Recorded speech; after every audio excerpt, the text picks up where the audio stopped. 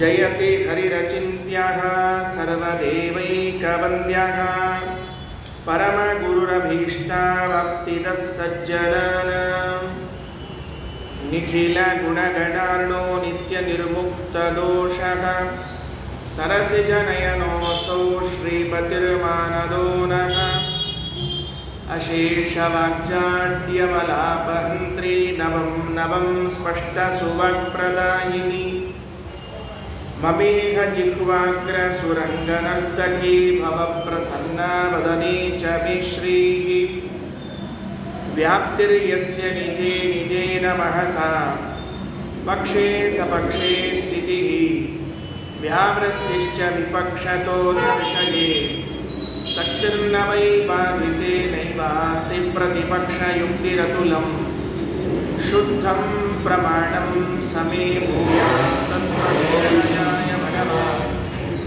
ಆನಂದತೀರ್ಥೋ ಮುನಿಃ ವಾಣಿತೆ ಕರವಾಣ್ಯಂಬ ಚರಣೌ ಹೃದಿ ಸರ್ವದಾ ಮಧ್ವಾಕ್ಯಸರಣಿರ್ಭೂಯಾತ್ ಶ್ರೀಮದಾಚಾರ್ಯ ಭಾವಗ ನಮೋऽस्तु ತಾತ್ವಿಕಾ ದೇವಾಃ ವಿಷ್ಣುಭಕ್ತಿಪರಾಯಣಾಃ ಧರ್ಮಮಾರ್ಗೇ ಪ್ರೇರಯಂತು ಭವಂತಃ ಸರ್ವ ಏವ ಹಿ ಯಸ್ಯ ವಾಕ್ಕಾಮಧೇನುರ್ನಃ ಕಾಮಿತಾರ್ಥಾನ್ ಪ್ರಯಚ್ಛತಿ ಸೇವೇತಂ ಜಯಯೋಗೀಂದ್ರಂ ಕಾಮಬಾಣಚ್ಛಿದಂ ಸದಾ ಅಸ್ಮದ್ಗುರುಸಮಾರಂಭಾಂ ಟೀಕಾಕೃತ್ಪಾದಮಧ್ಯಗಾಂ ಶ್ರೀಮದಾಚಾರ್ಯಪರ್ಯಂತಾಂ ವಂದೇ ಗುರುಪರಂಪರಾಂ ಪೃಥ್ವೀಮಂಡಲಮಧ್ಯಸ್ಥಾಃ ಪೂರ್ಣಬೋಧಮತಾನುಗಾಃ ವೈಷ್ಣವಾ ವಿಷ್ಣುಹೃದಯಾಃ ತಾನ್ ನಮಸ್ಸೇ ಗುರೂನ್ ಮಮ ಆಪಾದಮೌಳಿಪರ್ಯಂತಂ ಗುರುಣಾಮಾಕೃತಿಂ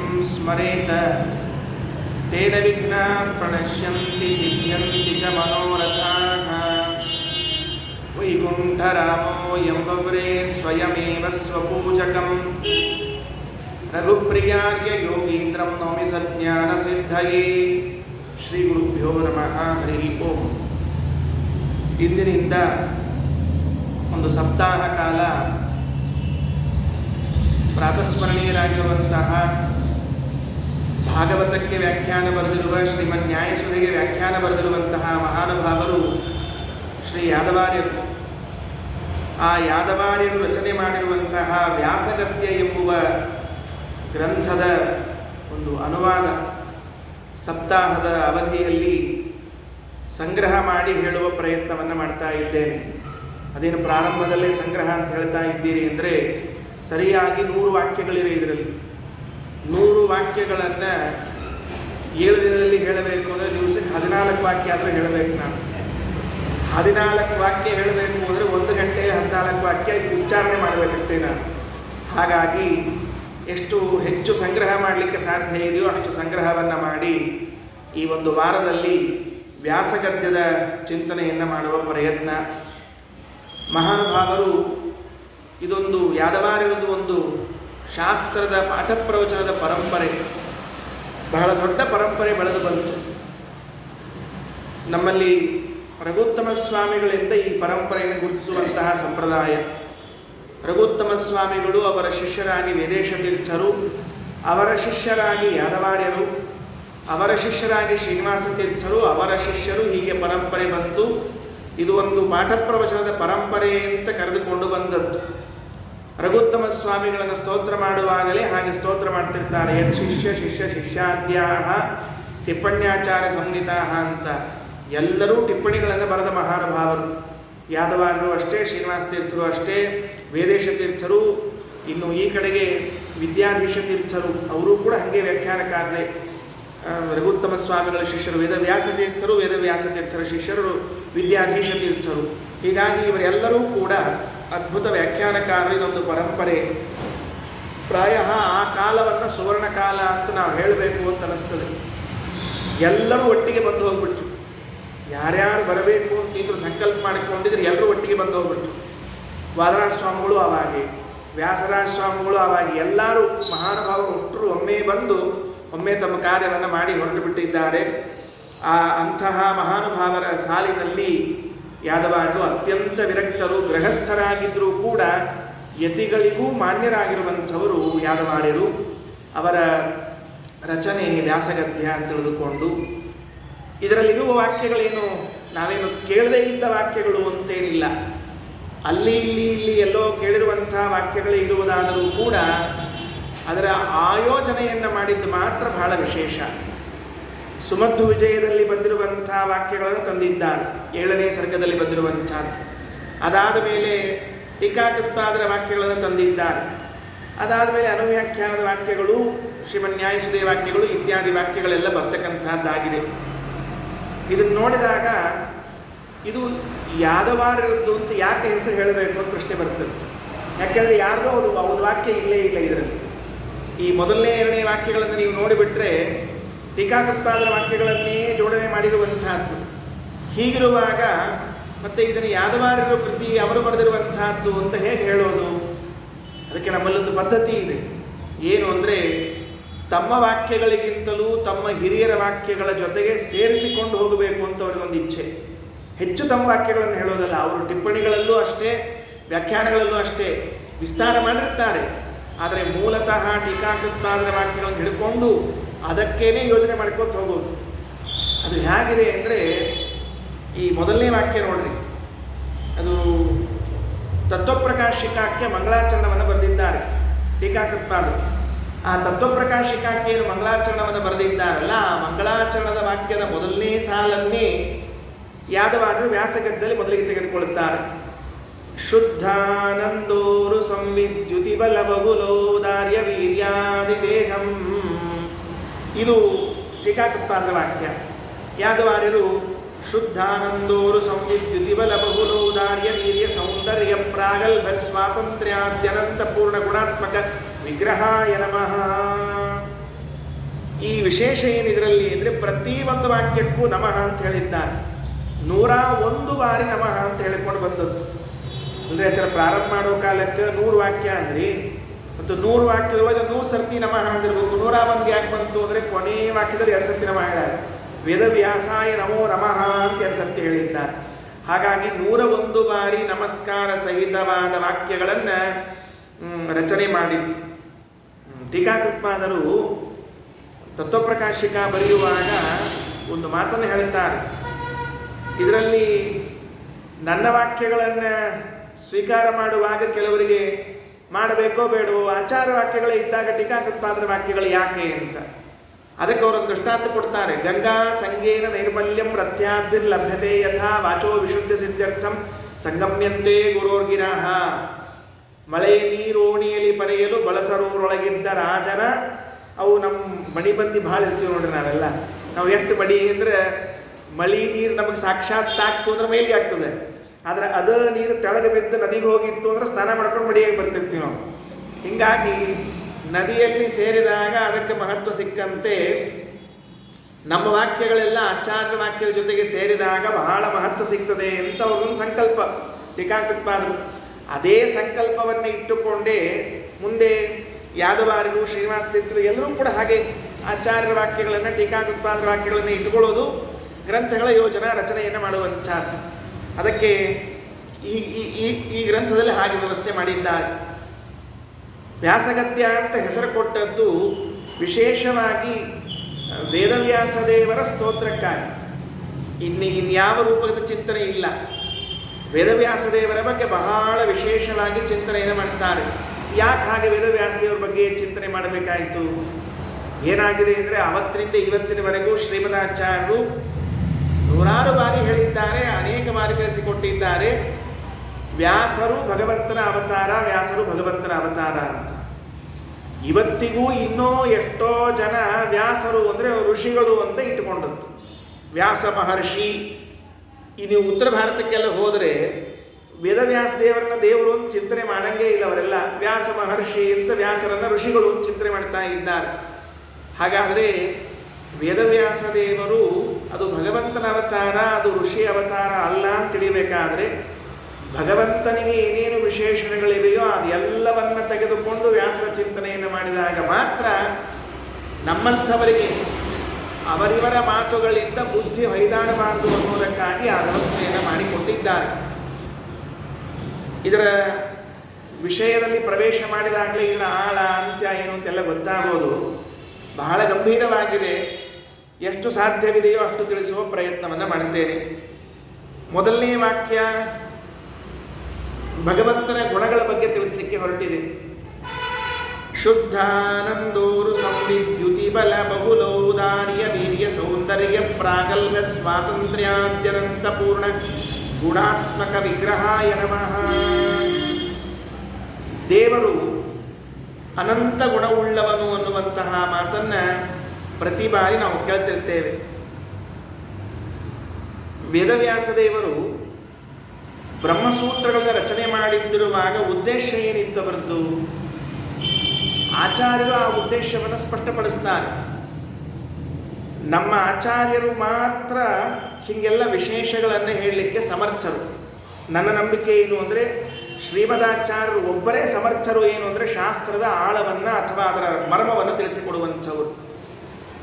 ಬ್ರಹ್ಮಸೂತ್ರಗಳಿಗೆ ವ್ಯಾಖ್ಯಾನ ಬರೆದಿರುವಂತಹ ಅನೇಕ ದಾರ್ಶನಿಕ ಆಚಾರ್ಯರುಗಳು ಯಾರಿಗೂ ಕೂಡ ಮೊದಲನೇ ಅಧ್ಯಾಯ, ಎರಡನೇ ಅಧ್ಯಾಯಗಳಲ್ಲಿ 3-4ರಲ್ಲಿ ಏನು ಹೇಳಲಿಕ್ಕೆ ಹೊರಟಿದ್ದಾರೆ ವ್ಯಾಸರು ಅಂತ ಕಲ್ಪನೆ ಬಂದಿಲ್ಲ.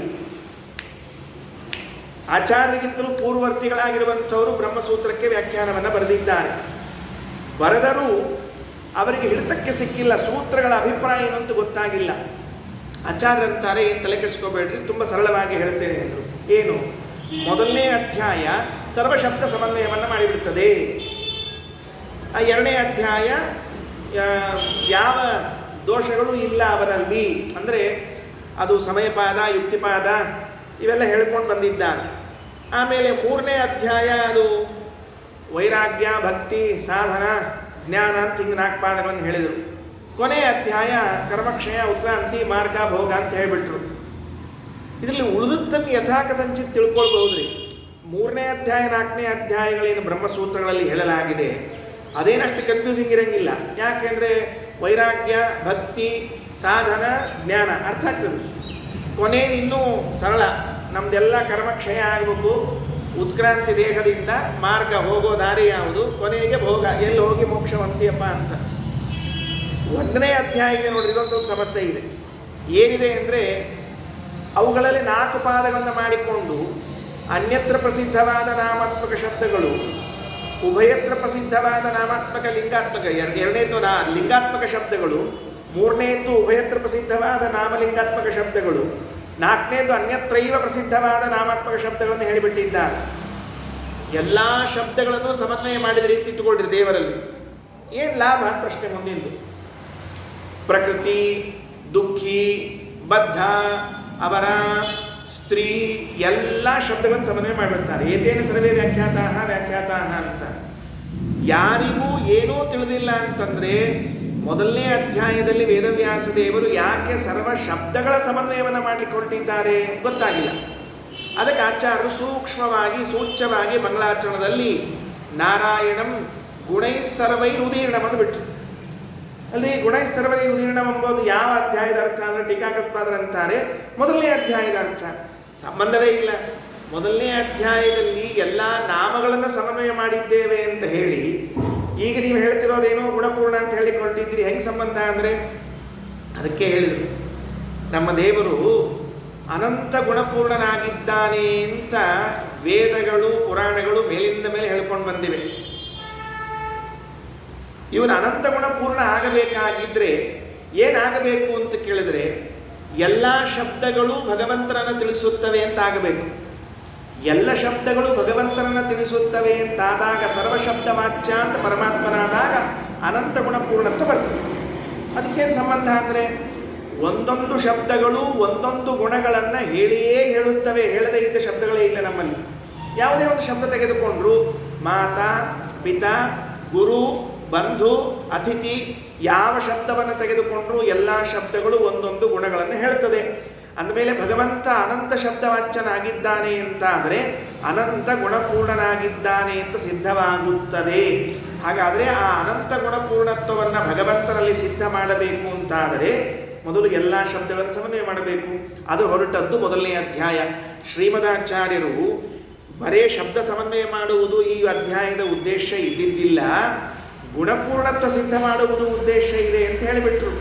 ಅದಕ್ಕೆ ಟೀಕಾಕೃತ್ಪಾದರು ವಿವರಣೆಯನ್ನು ಕೊಟ್ಟರು. ಯಾವ ಯಾವ ಗುಣಗಳಿಂದ ಪೂರ್ಣನಾಗಿದ್ದಾನೆ ಅಂತ ನೀವು ಹೇಳಲಿಲ್ಲ, ಬರೇ ಗುಣಪೂರ್ಣನಾಗಿದ್ದಾನೆ ಅಂದರೆ ಏನು ಮಾಡಬೇಕು ಅಂತ ಕೇಳಿದಾಗ ಮೊದಲಿನ ಮಂಗಳಾಚರಣೆಯನ್ನು ಮಾಡ್ತಾರೆ. ಶುದ್ಧಾನಂದೋರು ಸಂವಿದ್ಯುತಿ ಬಲ ಬಹುಲೋದಾರ್ಯ ವೀರ್ಯಾದಿದೇಹಂ. ಇವೇ ಗುಣಗಳು. ಒಂದೊಂದೇ ಗುಣಗಳನ್ನು ತೆಗೆದುಕೊಳ್ಳ್ರಿ.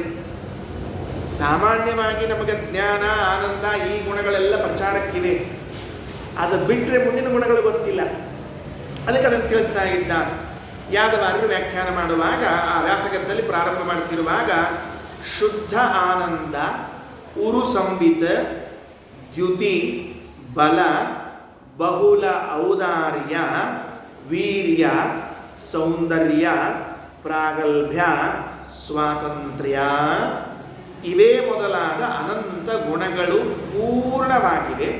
ಆ ಅನಂತ ಗುಣಗಳು ಪೂರ್ಣವಾದದ್ದೇ ಅವನಿಗೆ ವಿಗ್ರಹವಾಗಿದೆ, ದೇಹವಾಗಿದೆ. ಇಷ್ಟು ಹೇಳಿಬಿಟ್ಟು ಭಗವಂತನಲ್ಲಿರುವಂತಹ ಗುಣಗಳೇ ಅವನಿಗೆ ದೇಹವೇ ಹೊರತಾಗಿ ಪ್ರತ್ಯೇಕ ಯಾವ ದೇಹವೂ ಬೇಕಾಗಿಲ್ಲ. ಇಷ್ಟು ಹೇಳಿದ್ರು. ಇಲ್ಲೊಂದು ಚರ್ಚೆ, ಅದೇನು ಶುದ್ಧ ಆನಂದ ಅಂತ ಏನು ಹೇಳೋದು? ನಮ್ಮಲ್ಲಿ ಈ ಶುದ್ಧ ಅನ್ನೋ ಶಬ್ದವನ್ನು ಬಳಸಿದ ಕೂಡಲೇ ಅಶುದ್ಧ ದೂರ ಹೋಗ್ತಿರ್ತದೆ. ಶುದ್ಧ ಮಡಿಲೆ ಮಾಡ್ಯಾರ ಅಂತಿರ್ತಾರೆ. ಶುದ್ಧ ತುಪ್ಪದಲ್ಲಿ ಮಾಡಿದ ಮಂಡಿಗೆ ಅಂತ ಹಿಂಗೆ ಬರ್ದಿರಂಗಿಲ್ಲ ಬೋರ್ಡು ಹೊರಗೆ. ಅಂದರೆ ಕನ್ಫ್ಯೂಸ್ ಆಗಬಾರ್ದ್ರಿ.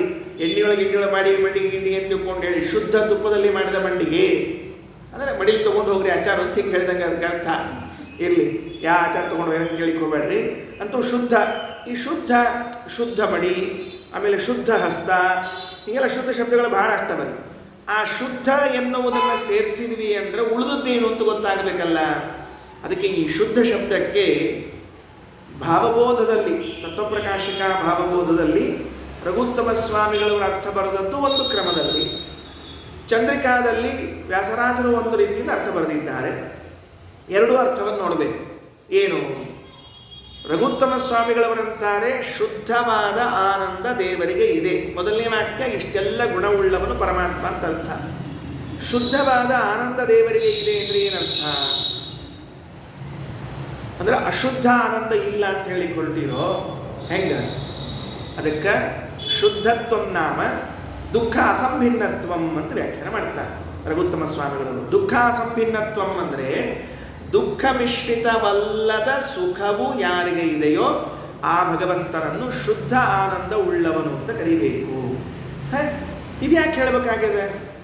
ದೇವರು ದುಃಖದಿಂದ ಮಿಶ್ರಿತವಾದ ಆನಂದ ಉಳ್ಳವನು ಅಲ್ಲ, ಅವನು ಶುದ್ಧವಾದ ಆನಂದ ಉಳ್ಳವನು ಅಂತ ಯಾಕೆ ಹೇಳಬೇಕು ಅಂದರೆ, ಲೋಕದಲ್ಲಿ ನಮ್ಮೆಲ್ಲರ ಆನಂದ ಹೆಂಗೆ ಕಂಡದ ಅಂತ ಕೇಳಿದರೆ ದುಃಖದಿಂದ ಕೂಡಿದ ಆನಂದವೇ ಕಂಡದು. ಹಿಂಗೆ ಸಂತೋಷದಿಂದ ಇದ್ದಾನ ಎಂಬುದರೊಳಗೆ ಅದ್ಭುತ ಕೂತ್ಬಿಟ್ಟಿರ್ತಾನೆ. ಏನು ಇಷ್ಟೊತ್ತು ಆರಾಮಿದ್ದೆಲ್ಲೋ ಮತ್ತೇನಾಯ್ತು ನಿನಗೆ ಅಂದರೆ, ಅದೇನು ಆರಾಮ ಮಹಾರಾಯ ಎಲ್ಲರ ಅದು ಇಲ್ಲದೇ ಇದ್ರೆ ಚಲೋ ಇತ್ತು ಅಂತ ಅನಿಸ್ತದ ಅಂತಿರ್ತಾರೆ. ಯಾಕಂದರೆ ಆ ದುಃಖ ಅಂಬೋದು ಯೋಜನೆ ಮಾಡ್ಕೊಂಡೆ ಬಂದಿರ್ತದ್ರಿ. ಹಾಗಾಗಿ ದುಃಖ ಸಹಿತವಾದ ಆನಂದ ಅಂತನ್ನುವುದು ನಮ್ಮೆಲ್ಲರಲ್ಲಿ ಇದ್ದದ್ದರಿಂದ, ನಾವು ಹಿಂಗೆ ಅಭ್ಯಾಸ ಮಾಡಿದ್ದರಿಂದಾಗಿ ಒಂದೊಮ್ಮೆ ದೇವರಲ್ಲಿ ಆನಂದವೆಂಬ ಗುಣ ಇದೆ ಅಂತ ಹೇಳಿದ ಕೂಡಲೇ ತಲೆಗೆ ಏನು ಬರಬಾರದು, ಅವನಲ್ಲೂ ದುಃಖ ಮಿಶ್ರಿತವಾದ ಆನಂದ ಇರಬಹುದೇನೋ ಅಂತ ಬರಬಾರದು ಅನ್ನೋದಕ್ಕಾಗಿ ಶುದ್ಧ ಆನಂದ ಅನ್ನೋ ಶಬ್ದಕ್ಕೆ ಶುದ್ಧತ್ವಂ ನಾಮ ದುಃಖ ಅಸಂಭಿನ್ನತ್ವಂ ಅಂತ ರಘುತ್ತಮ ಸ್ವಾಮಿಗಳವರು ವ್ಯಾಖ್ಯಾನ. ಮತ್ತೆ ಚಂದ್ರಿಕಾಚಾರ್ಯ ಏನು ಮಾಡಿದ್ದಾರೆ? ಚಂದ್ರಿಕಾಚಾರ್ಯ ಏನು ಮಾಡಿದ್ದಾರೆ ಅಂದರೆ ಸಾಂತತ್ವ ಸಾತಿಶಯತ್ವ ರಾಹಿತ್ಯಂ ಅಂತ ಬರೆದಿದ್ದಾರೆ. ಶುದ್ಧತ್ವಂ ನಾಮ ಸಾಂತತ್ವ ರಹಿತ. ಪರಮಾತ್ಮನ ಆನಂದಕ್ಕೆ ಅಂತ್ಯ ಇಲ್ಲ. ಪರಮಾತ್ಮನ ಆನಂದಕ್ಕೇನಿಲ್ಲ, ಅಂತ್ಯ ಇಲ್ಲ. ನಮ್ಮೆಲ್ಲ ಆನಂದಕ್ಕೆ ಒಂದು ಅಂತ್ಯ ಇದೆ. ದುಃಖ ಮಿಶ್ರಿತವಾಗೋದು ಬೇರೆ, ಅಂತ್ಯವಾಗೋದು ಬೇರೆ. ನಮ್ಮ ಆನಂದ ಎಲ್ಲಿ ತನಕ ಇರ್ತದೆ ಗೊತ್ತೇನ್ರಿ? ನಮಗಿಂತ ಜಾಸ್ತಿ ಆನಂದ ಇದ್ದವ್ರು ನೋಡೋ ತನಕ ಅಷ್ಟ ನಮ್ಮ ಆನಂದ ಕರೆಕ್ಟ್ ಇರ್ತದೆ. ನಮಗಿಂತ ಜಾಸ್ತಿ ಆನಂದ ಆದವ್ರು ನೋಡಿದ್ವಿ ಅಂದ್ರೆ ನಮ್ಮ ಆನಂದ ಇಳಿದ್ಬಿಡ್ತದೆ. ನಮ್ಮ ಮನ್ಯಾಗ ಮೊದಲಿಗೆ black and white T V ಬಂದಿತ್ತು. ನೆನಪದ ಇಲ್ಲಿ ನಿಮಗೆಲ್ಲ black and white T V ಹೆಂಗಿತ್ತು ಅಂತ ಹೇಳಿ. ಅದರ ಮುಂದೆ ಕುತ್ಕೊಂಡು ತಿರುಗಿಸೋದಿತ್ತು ಹಿಂಗೆ ಟಕ್ ಟಕ್ ಟಕ್ ಅಂತ ತಿಳ್ಕೊಂಡು ಹೇಳಿ ನಾವು ಏನು ಹರಾಡಿದ್ದೆ. ಯಾಕಂದರೆ ಬಾಜುಕಿನ ಮನ್ಯಾಗ ಬರೀ ರೇಡಿಯೋ ಇತ್ತು ಅಂತ. ಬಾಜುಕಿನ ಮನ್ಯಾಗ ಬರೀ ರೇಡಿಯೋ ಇತ್ತು, ನಮ್ಮ ಮನ್ಯಾಗ black and white T V ಬಂದಿತ್ತು ಅಂತ ನಮ್ಮ ಆನಂದ ಭಾರಿ ಆಗಿತ್ತು. ಎಷ್ಟು ದಿವಸ? 1 ವರ್ಷ. ಮರುದಿವಸ ಈ ಬಾಜುಕಿನ ಮನೆಯಾಗ ಕಲರ್ ಟಿವಿ ಬಂತು. ಈ ಬಾಜುಕಿನ ಮನೆಯೊಳಗೆ ಕಲರ್ ಟಿವಿ ಬಂದ ಕೂಡಲೇ ಬ್ಲ್ಯಾಕ್ ಆ್ಯಂಡ್ ವೈಟ್ ಟಿವಿ ಅವ್ರ ಆನಂದ ಏನಾಯಿತು, ಮುಗೀತಲ್ಲಿ. ಅಂದಮೇಲೆ ನಮ್ಮ ಆನಂದ ಅಂತ ಆಯಿತು. ಅಯ್ಯೋ ನಮ್ಮ ಮನ್ಯಾಗ ಕಲರ್ ಟಿವಿ ಇಲ್ಲಲ್ಲ, ಹಾಗಾದರೆ ನನ್ನ ಆನಂದ ಏನಾಗಿದೆ ಅಂದರೆ ಅಂತವಾಗಿದೆ. ಭಗವಂತನ ಆನಂದ ಎಂಥದ್ದಿದೆ ಅಂದರೆ ಅನಂತವಾದ ಆನಂದ ಇದೆ. ಅದನ್ನು ಶುದ್ಧ ಶಬ್ದದಿಂದ ತೆಗೆದುಕೊಳ್ಳಬೇಕು ಅಂತ ಚಂದ್ರಿಕಾಚಾರ್ಯ.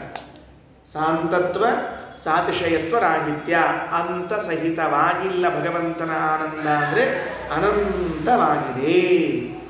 ದೇವರ ಆನಂದ ಏನಿದೆ ಅನಂತವಾಗಿದೆ. ಸಾತಿಶಯತ್ವ ಅಂದರೆ ಏನು? ಅವನ ಆನಂದಕ್ಕಿಂತಲೂ ಇನ್ನು ಹೆಚ್ಚಿಗೆ ಯಾರಿಗೂ ಆನಂದ ಇಲ್ಲ. ಕೊನೆಯ ಅವನ ಮೇಲೆ ಇನ್ಯಾರ ಆನಂದವೂ ಇಲ್ಲವೇ ಇಲ್ಲ. ಇದನ್ನು ಚಂದ್ರಿಕಾಚಾರ್ಯರು ಶುದ್ಧ ಎಂಬ ಶಬ್ದದಿಂದ ತೆಗೆದುಕೊಳ್ಳಿ ಎಂದು ಬರೀತಾರೆ.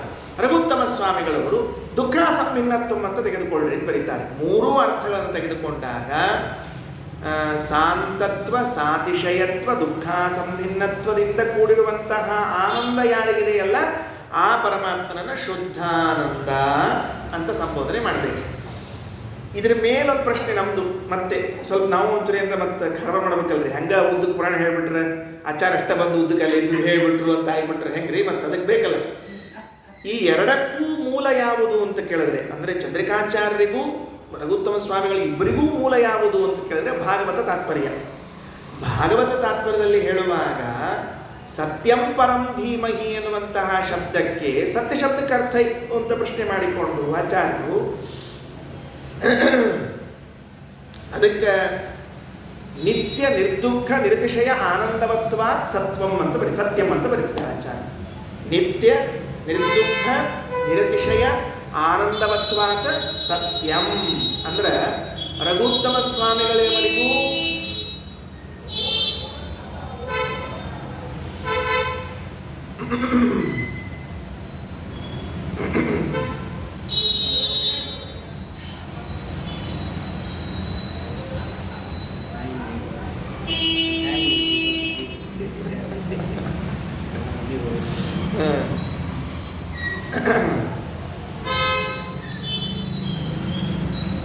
ರಘುತ್ತಮ ಸ್ವಾಮಿಗಳವರಿಗೂ ಮೂಲ ಆಚಾರ್ಯ ವಾಕ್ಯ, ಚಂದ್ರಿಕಾಚಾರ್ಯರಿಗೂ ಮೂಲ ಆಚಾರ್ಯ ವಾಕ್ಯ. ಹೀಗಾಗಿ ಇದನ್ನು ತೆಗೆದುಕೊಳ್ಳೋಣ ಅದನ್ನು ಬಿಡೋಣ ಅಲ್ಲಿಗೆ ಬರೋದಿಲ್ಲ. ನಿತ್ಯ ನಿರತಿಶಯ ನಿರ್ದುಃಖ ಆನಂದ ಸ್ವತ್ವ ಸತ್ಯಂ. ಭಗವಂತನಿಗೆ ಸತ್ಯ ಶಬ್ದ ವಾಚ್ಯತ್ವವನ್ನು ಯಾಕೆ ಹೇಳ್ತೀವಿ? ದೇವರು ಸತ್ಯ ಸತ್ಯ ಯಾಕೆ ಅಂದರೆ ನಿತ್ಯದಲ್ಲೂ ದುಃಖರಹಿತವಾದ ಅಧಿಕವಾದ ಆನಂದ, ಅಧಿಕವಾದದ್ದು ಇಲ್ಲದೇ ಇರುವ ಆನಂದ ಉಳ್ಳವನಾದದ್ದರಿಂದ ಆಯ್ತಲ್ಲ. ನಿರ್ದುಃಖತ್ವವು ಬಂತು, ಸಾತಿಶಯತ್ವ ಸಾತತ್ವರಹಿತತ್ವವು ಬಂತು. ಆದ್ದರಿಂದ ಇಬ್ಬರ ವಾಕ್ಯಗಳು ಕೂಡ ನಮಗೆ ಅತ್ಯಂತ ಅವಶ್ಯ ಗ್ರಾಹ್ಯವಾಗಿರುವಂತಹದ್ದು. ಹಾಗಾಗಿ ಶುದ್ಧಾನಂದ ಅಂತ ಕರೀತಾ ಇದ್ದಾರೆ. ಇಲ್ಲಿ ಮತ್ತೆ ಒಂದು ಚಿಂತನೆಯನ್ನು ಮಾಡಬೇಕು. ಇದು ಎದರ ಅರ್ಥ? ಇದು ಹೇಳಿಬಿಟ್ರಿ ನೀವೆಲ್ಲ ಸರಳವಾಗಿ. ಟೀಕಾಕೃತ್ಪಾದರು ಶುದ್ಧಾನಂದವರು ಸಂಹಿತ ಅಂತ ಹೇಳಿದ್ರು, ನೀವು ಶುದ್ಧಾನಂದವರು ಸಂಹಿತ ಅಂತ ಹೇಳಿದ್ರಿ. ಅದಕ್ಕೆ ರಘುತ್ತಮ ಸ್ವಾಮಿಗಳು ಹೇಳಿದ್ದನ್ನು ಹೇಳಿದ್ರಿ, ಚಂದ್ರಿಕಾಚಾರ್ಯ ಹೇಳಿದ್ದನ್ನು ಹೇಳಿದ್ರಿ. ಮೂಲ ಎಲ್ಲಿ ಅಂತ ಹೇಳಿದ್ರಿ. ಮೂಲತಃ ಇದು ಯಾವ ವೇದ ಮಂತ್ರದ ಅರ್ಥ?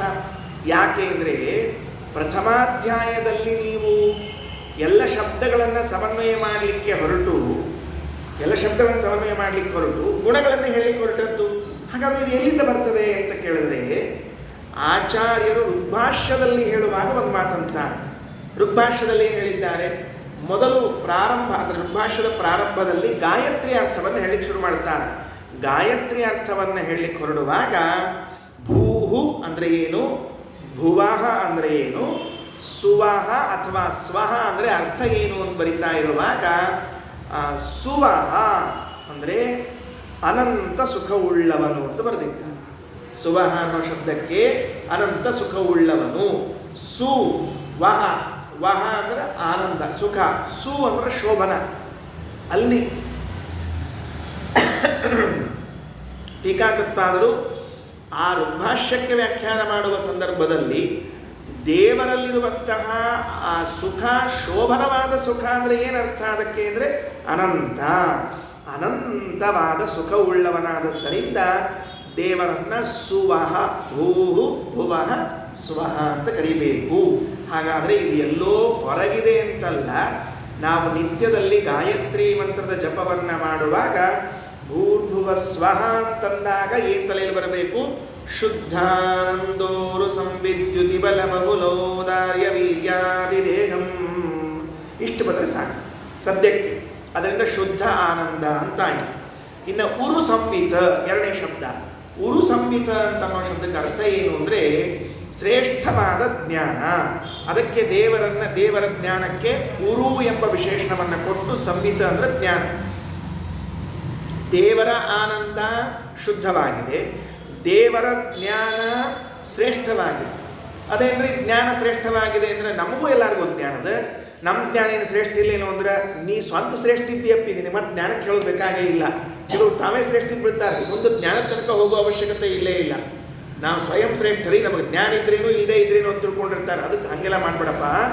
ನಿನಗಿರುವ ಜ್ಞಾನ ಶ್ರೇಷ್ಠ ಆಗಿದ್ರೆ ಸಾಕಾಗಿದೆ. ಏನು ಜ್ಞಾನ ಶ್ರೇಷ್ಠ ಆಗಿರೋದು? ಮಹಾಲಕ್ಷ್ಮಿವರೆಗೂ ಕೂಡ ಎಲ್ಲರ ಜ್ಞಾನವೂ ಜ್ಞಾನವೇ ಆಗಿದೆ, ಸರ್ವಜ್ಞಳೇ ಆಗಿದ್ದಾಳೆ ಮಹಾಲಕ್ಷ್ಮೀ ದೇವಿ. ಆದರೂ ಭಗವಂತನ ಜ್ಞಾನದಷ್ಟು ಶ್ರೇಷ್ಠತಾ ಅವಳಿಗೆ ಇಲ್ಲ, ಅವಳ ಜ್ಞಾನಕ್ಕಿಲ್ಲ. ಕಾರಣ ಏನು ಅಂದರೆ ಲಕ್ಷ್ಮೀದೇವಿಗೆ ತನ್ನವರೆಗಿನ ಎಲ್ಲ ಜ್ಞಾನ ಆಗಿದ್ದರೂ ಭಗವಂತನ ಬಗ್ಗೆ ಎಲ್ಲವೂ ಜ್ಞಾನ ಆಗಿಲ್ಲ. ಆದ್ದರಿಂದಾಗಿ ಅವಳ ಜ್ಞಾನ ಉರು ಜ್ಞಾನ ಅಲ್ಲ, ಶ್ರೇಷ್ಠವಾದ ಜ್ಞಾನ ಅಲ್ಲ. ಭಗವಂತನಿಗೋ ಮಹಾಲಕ್ಷ್ಮಿಯನ್ನು ಹಿಡಿದುಕೊಂಡು ಸಂಪೂರ್ಣವಾದ ಜಗತ್ತಿನ ಜ್ಞಾನದ ಜೊತೆಗೆ ತನ್ನ ಜ್ಞಾನವೂ ಇದ್ದದ್ದರಿಂದಾಗಿ ತನ್ನ ಎಲ್ಲ ಜ್ಞಾನ, ತನಗೇನೇನು ಗುಣಗಳಿವೆ, ಅನಂತ ಗುಣಗಳು ಹೇಗಿವೆ ಎಲ್ಲ ಜ್ಞಾನ ಅವನಿಗೆ ಇದ್ದದರಿಂದಾಗಿ ದೇವರ ಜ್ಞಾನ ಉರು ಸಂವಿತ ಅಂತ ಕರೆಸಿಕೊಳ್ಳುವಂತಹದ್ದು. ಶುದ್ಧಾನಂದ ಉರು ಸಂವಿತ, ಉರು ದ್ಯುತಿ. ಉರು ಅನ್ನುವಂತಹ ವಿಶೇಷಣವನ್ನು ದ್ಯುತಿ ಅನ್ನುವ ಶಬ್ದಕ್ಕೂ ಇಟ್ಟುಕೊಳ್ಳಬೇಕು. ದ್ಯುತಿ ಅಂದರೆ ಏನು? ಪ್ರಕಾಶ, ಬೆಳಕು. ದೇವರ ಬೆಳಕು ಅದು ಭಾರೀ ಶ್ರೇಷ್ಠವಾಗಿರುವಂತಹ ಬೆಳಕಾಗಿದೆ. ಯಾಕೆ ಅಂದರೆ ಅಲ್ರಿ, ಮತ್ತು ಬೆಳಕು ಕೊಡುವಂತಹ ಪದಾರ್ಥಗಳು ಯಾವುದಿದೆ ಜಗತ್ತಿನಲ್ಲಿ? ಸೂರ್ಯ, ಚಂದ್ರ, ಅಗ್ನಿ ಇವೆಲ್ಲವೂ ಕೂಡ ಬೆಳಕು ಕೊಡುವಂತಹ ಪದಾರ್ಥಗಳು.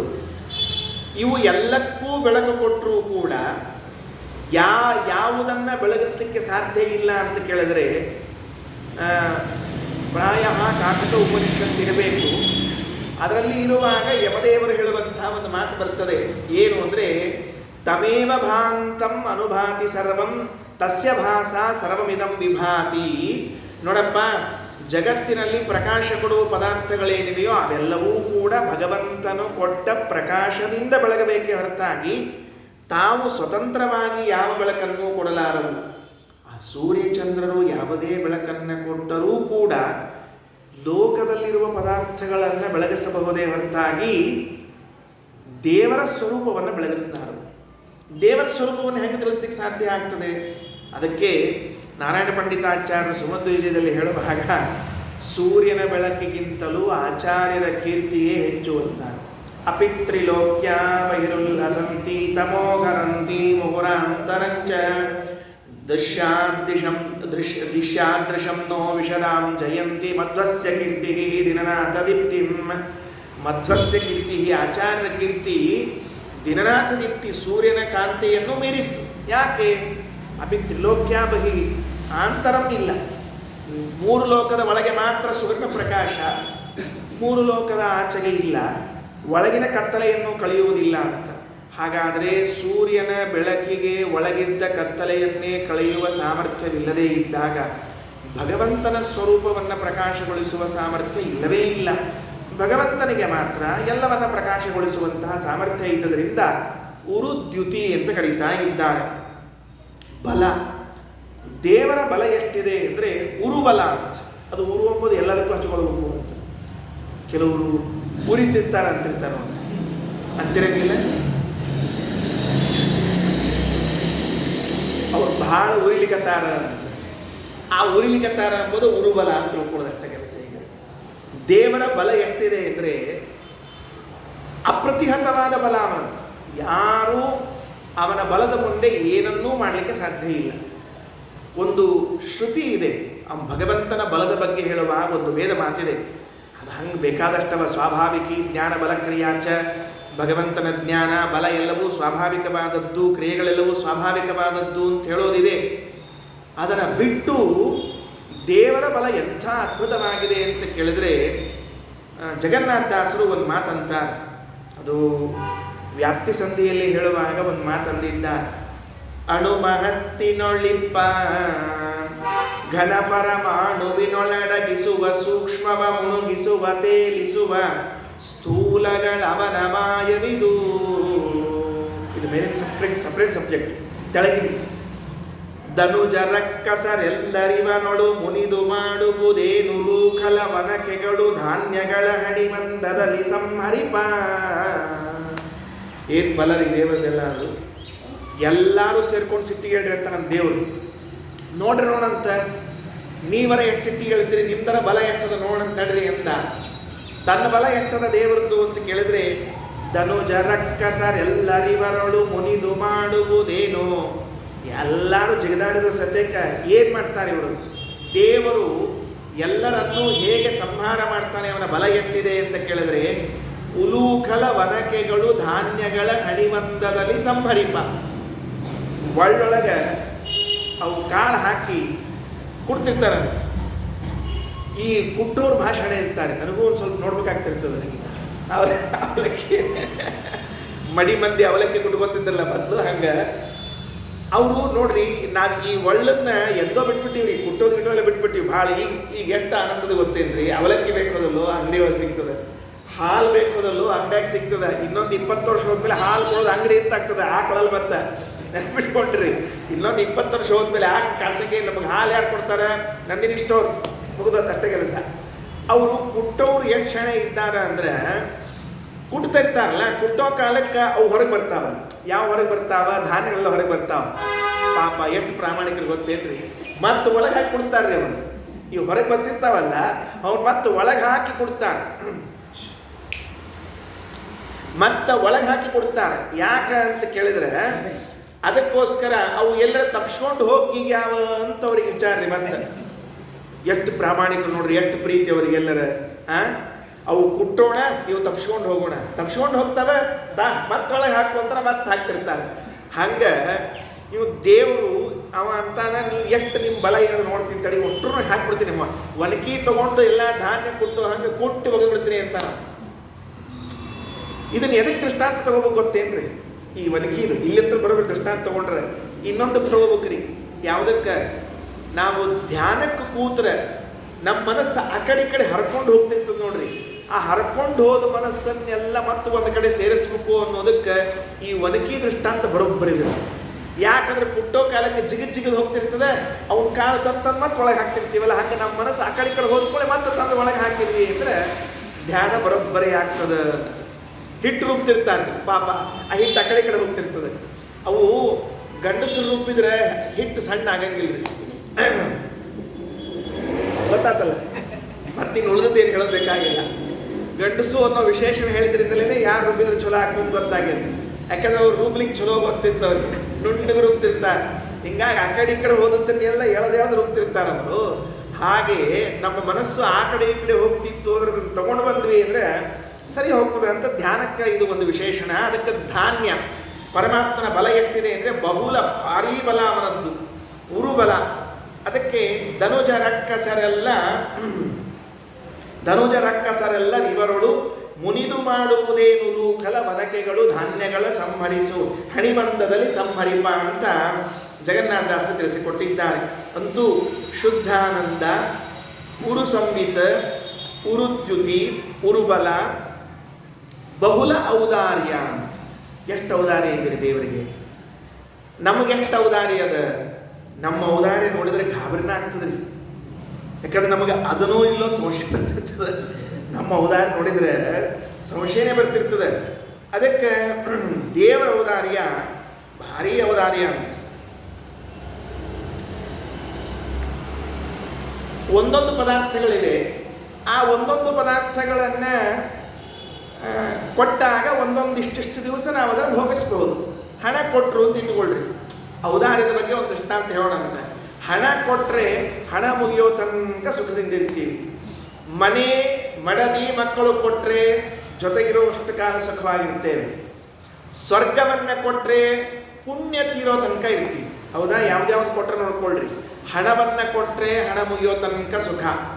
ದೇವ್ರ ಅಕಸ್ಮಾತ್ ನಮಗೆ ಹಣ ಕೊಟ್ಟ ಅಂತ ಇಟ್ಕೊಳ್ರಿ, ಅಪ್ಪ ಪಾಪ ಭಾಳ ಬಂದು ಕೇಳಿಗತ್ತಿ, ಹಗಲೆಲ್ಲ ಗುಡಿಗೆ ಬರ್ಲಿಗತ್ತಿ, ಸುಮ್ಮನೆ ಬರೋವನೇ ಅಲ್ಲಿ ನೀನು ಗುಡಿಗೆ ಬಂದಿ ಅಂದಮೇಲೆಯಿಂದ ಕೇಳ್ಕೊಂಡು ಹೋಗ್ಬೇಕಂತ ಇಟ್ಕೊಂಡಿರ್ತಿ. ಮತ್ತು ನನಗೂ ಬೇರೆ ದಾರಿ ಇಲ್ಲ, ಯಾಕಂದ್ರೆ ನೀನು ಕೊಟ್ಟ ಕಳಿಸ್ಬೇಕಾಗ್ತದೆ, ಅದಕ್ಕೆ ದುಡ್ಡು ಬೇಕು, ತೊಗೊಂಡು ಹೋಗು. ಔದಾರ್ಯ ದೇವರದ್ದು. ಹಣವನ್ನು ಕೊಟ್ಟರೆ ಹಣ ಮುಗಿಯೋ ತನಕ ಅಷ್ಟೇ.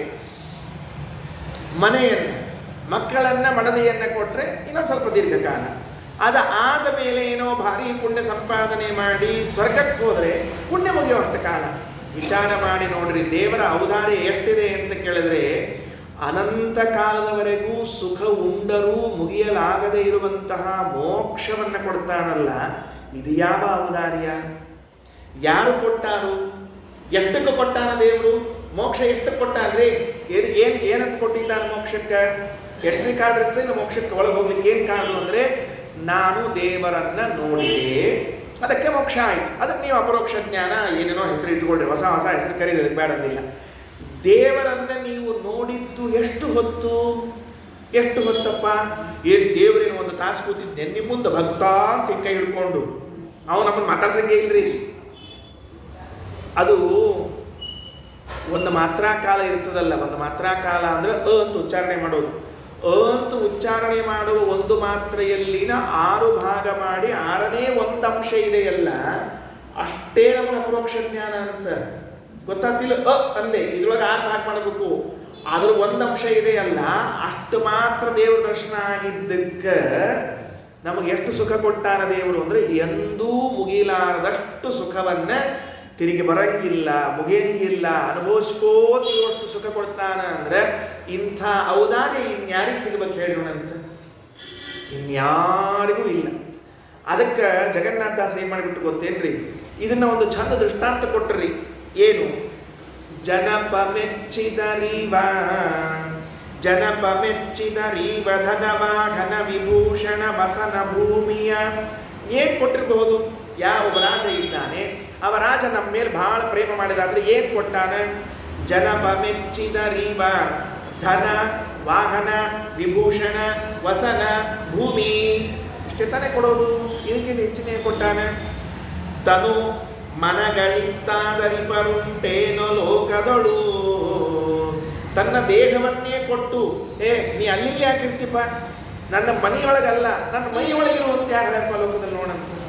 ನಾವು ಎಷ್ಟೇ ಅತಿಥಿ ಸತ್ಕಾರ ಮಾಡ್ತೀವಿ, ಎಷ್ಟೇ ಬ್ರಾಹ್ಮಣರು ಬಂದ್ರೆ ಜ್ಞಾನಿಗಳು ಬಂದ್ರೆ ಇಳಿಸ್ತೀವಿ ಅಂದ್ರೆ ನಮ್ಮ ಮನ್ಯಾಗ ಒಂದು ರೂಮ್ನಾಗ ಕೂಡಿಸಿರ್ತೀವ್ರಿ ಅವ್ರೇನು ಹೊತ್ಕೊಂಡು ಅಡ್ಡಾಡಂಗಿಲ್ಲ. ನಾವೇನು ಅಷ್ಟು ಇನ್ನೂ ಭಕ್ತಿ ಬಂದಿಲ್ಲ ನಮಗೆ.